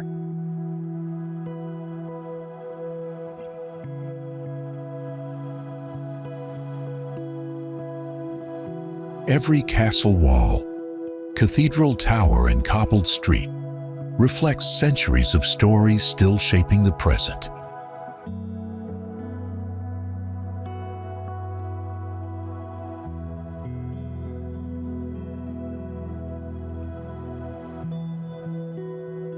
This is a place where tradition thrives, yet creativity continues to redefine what the world sees from these shores.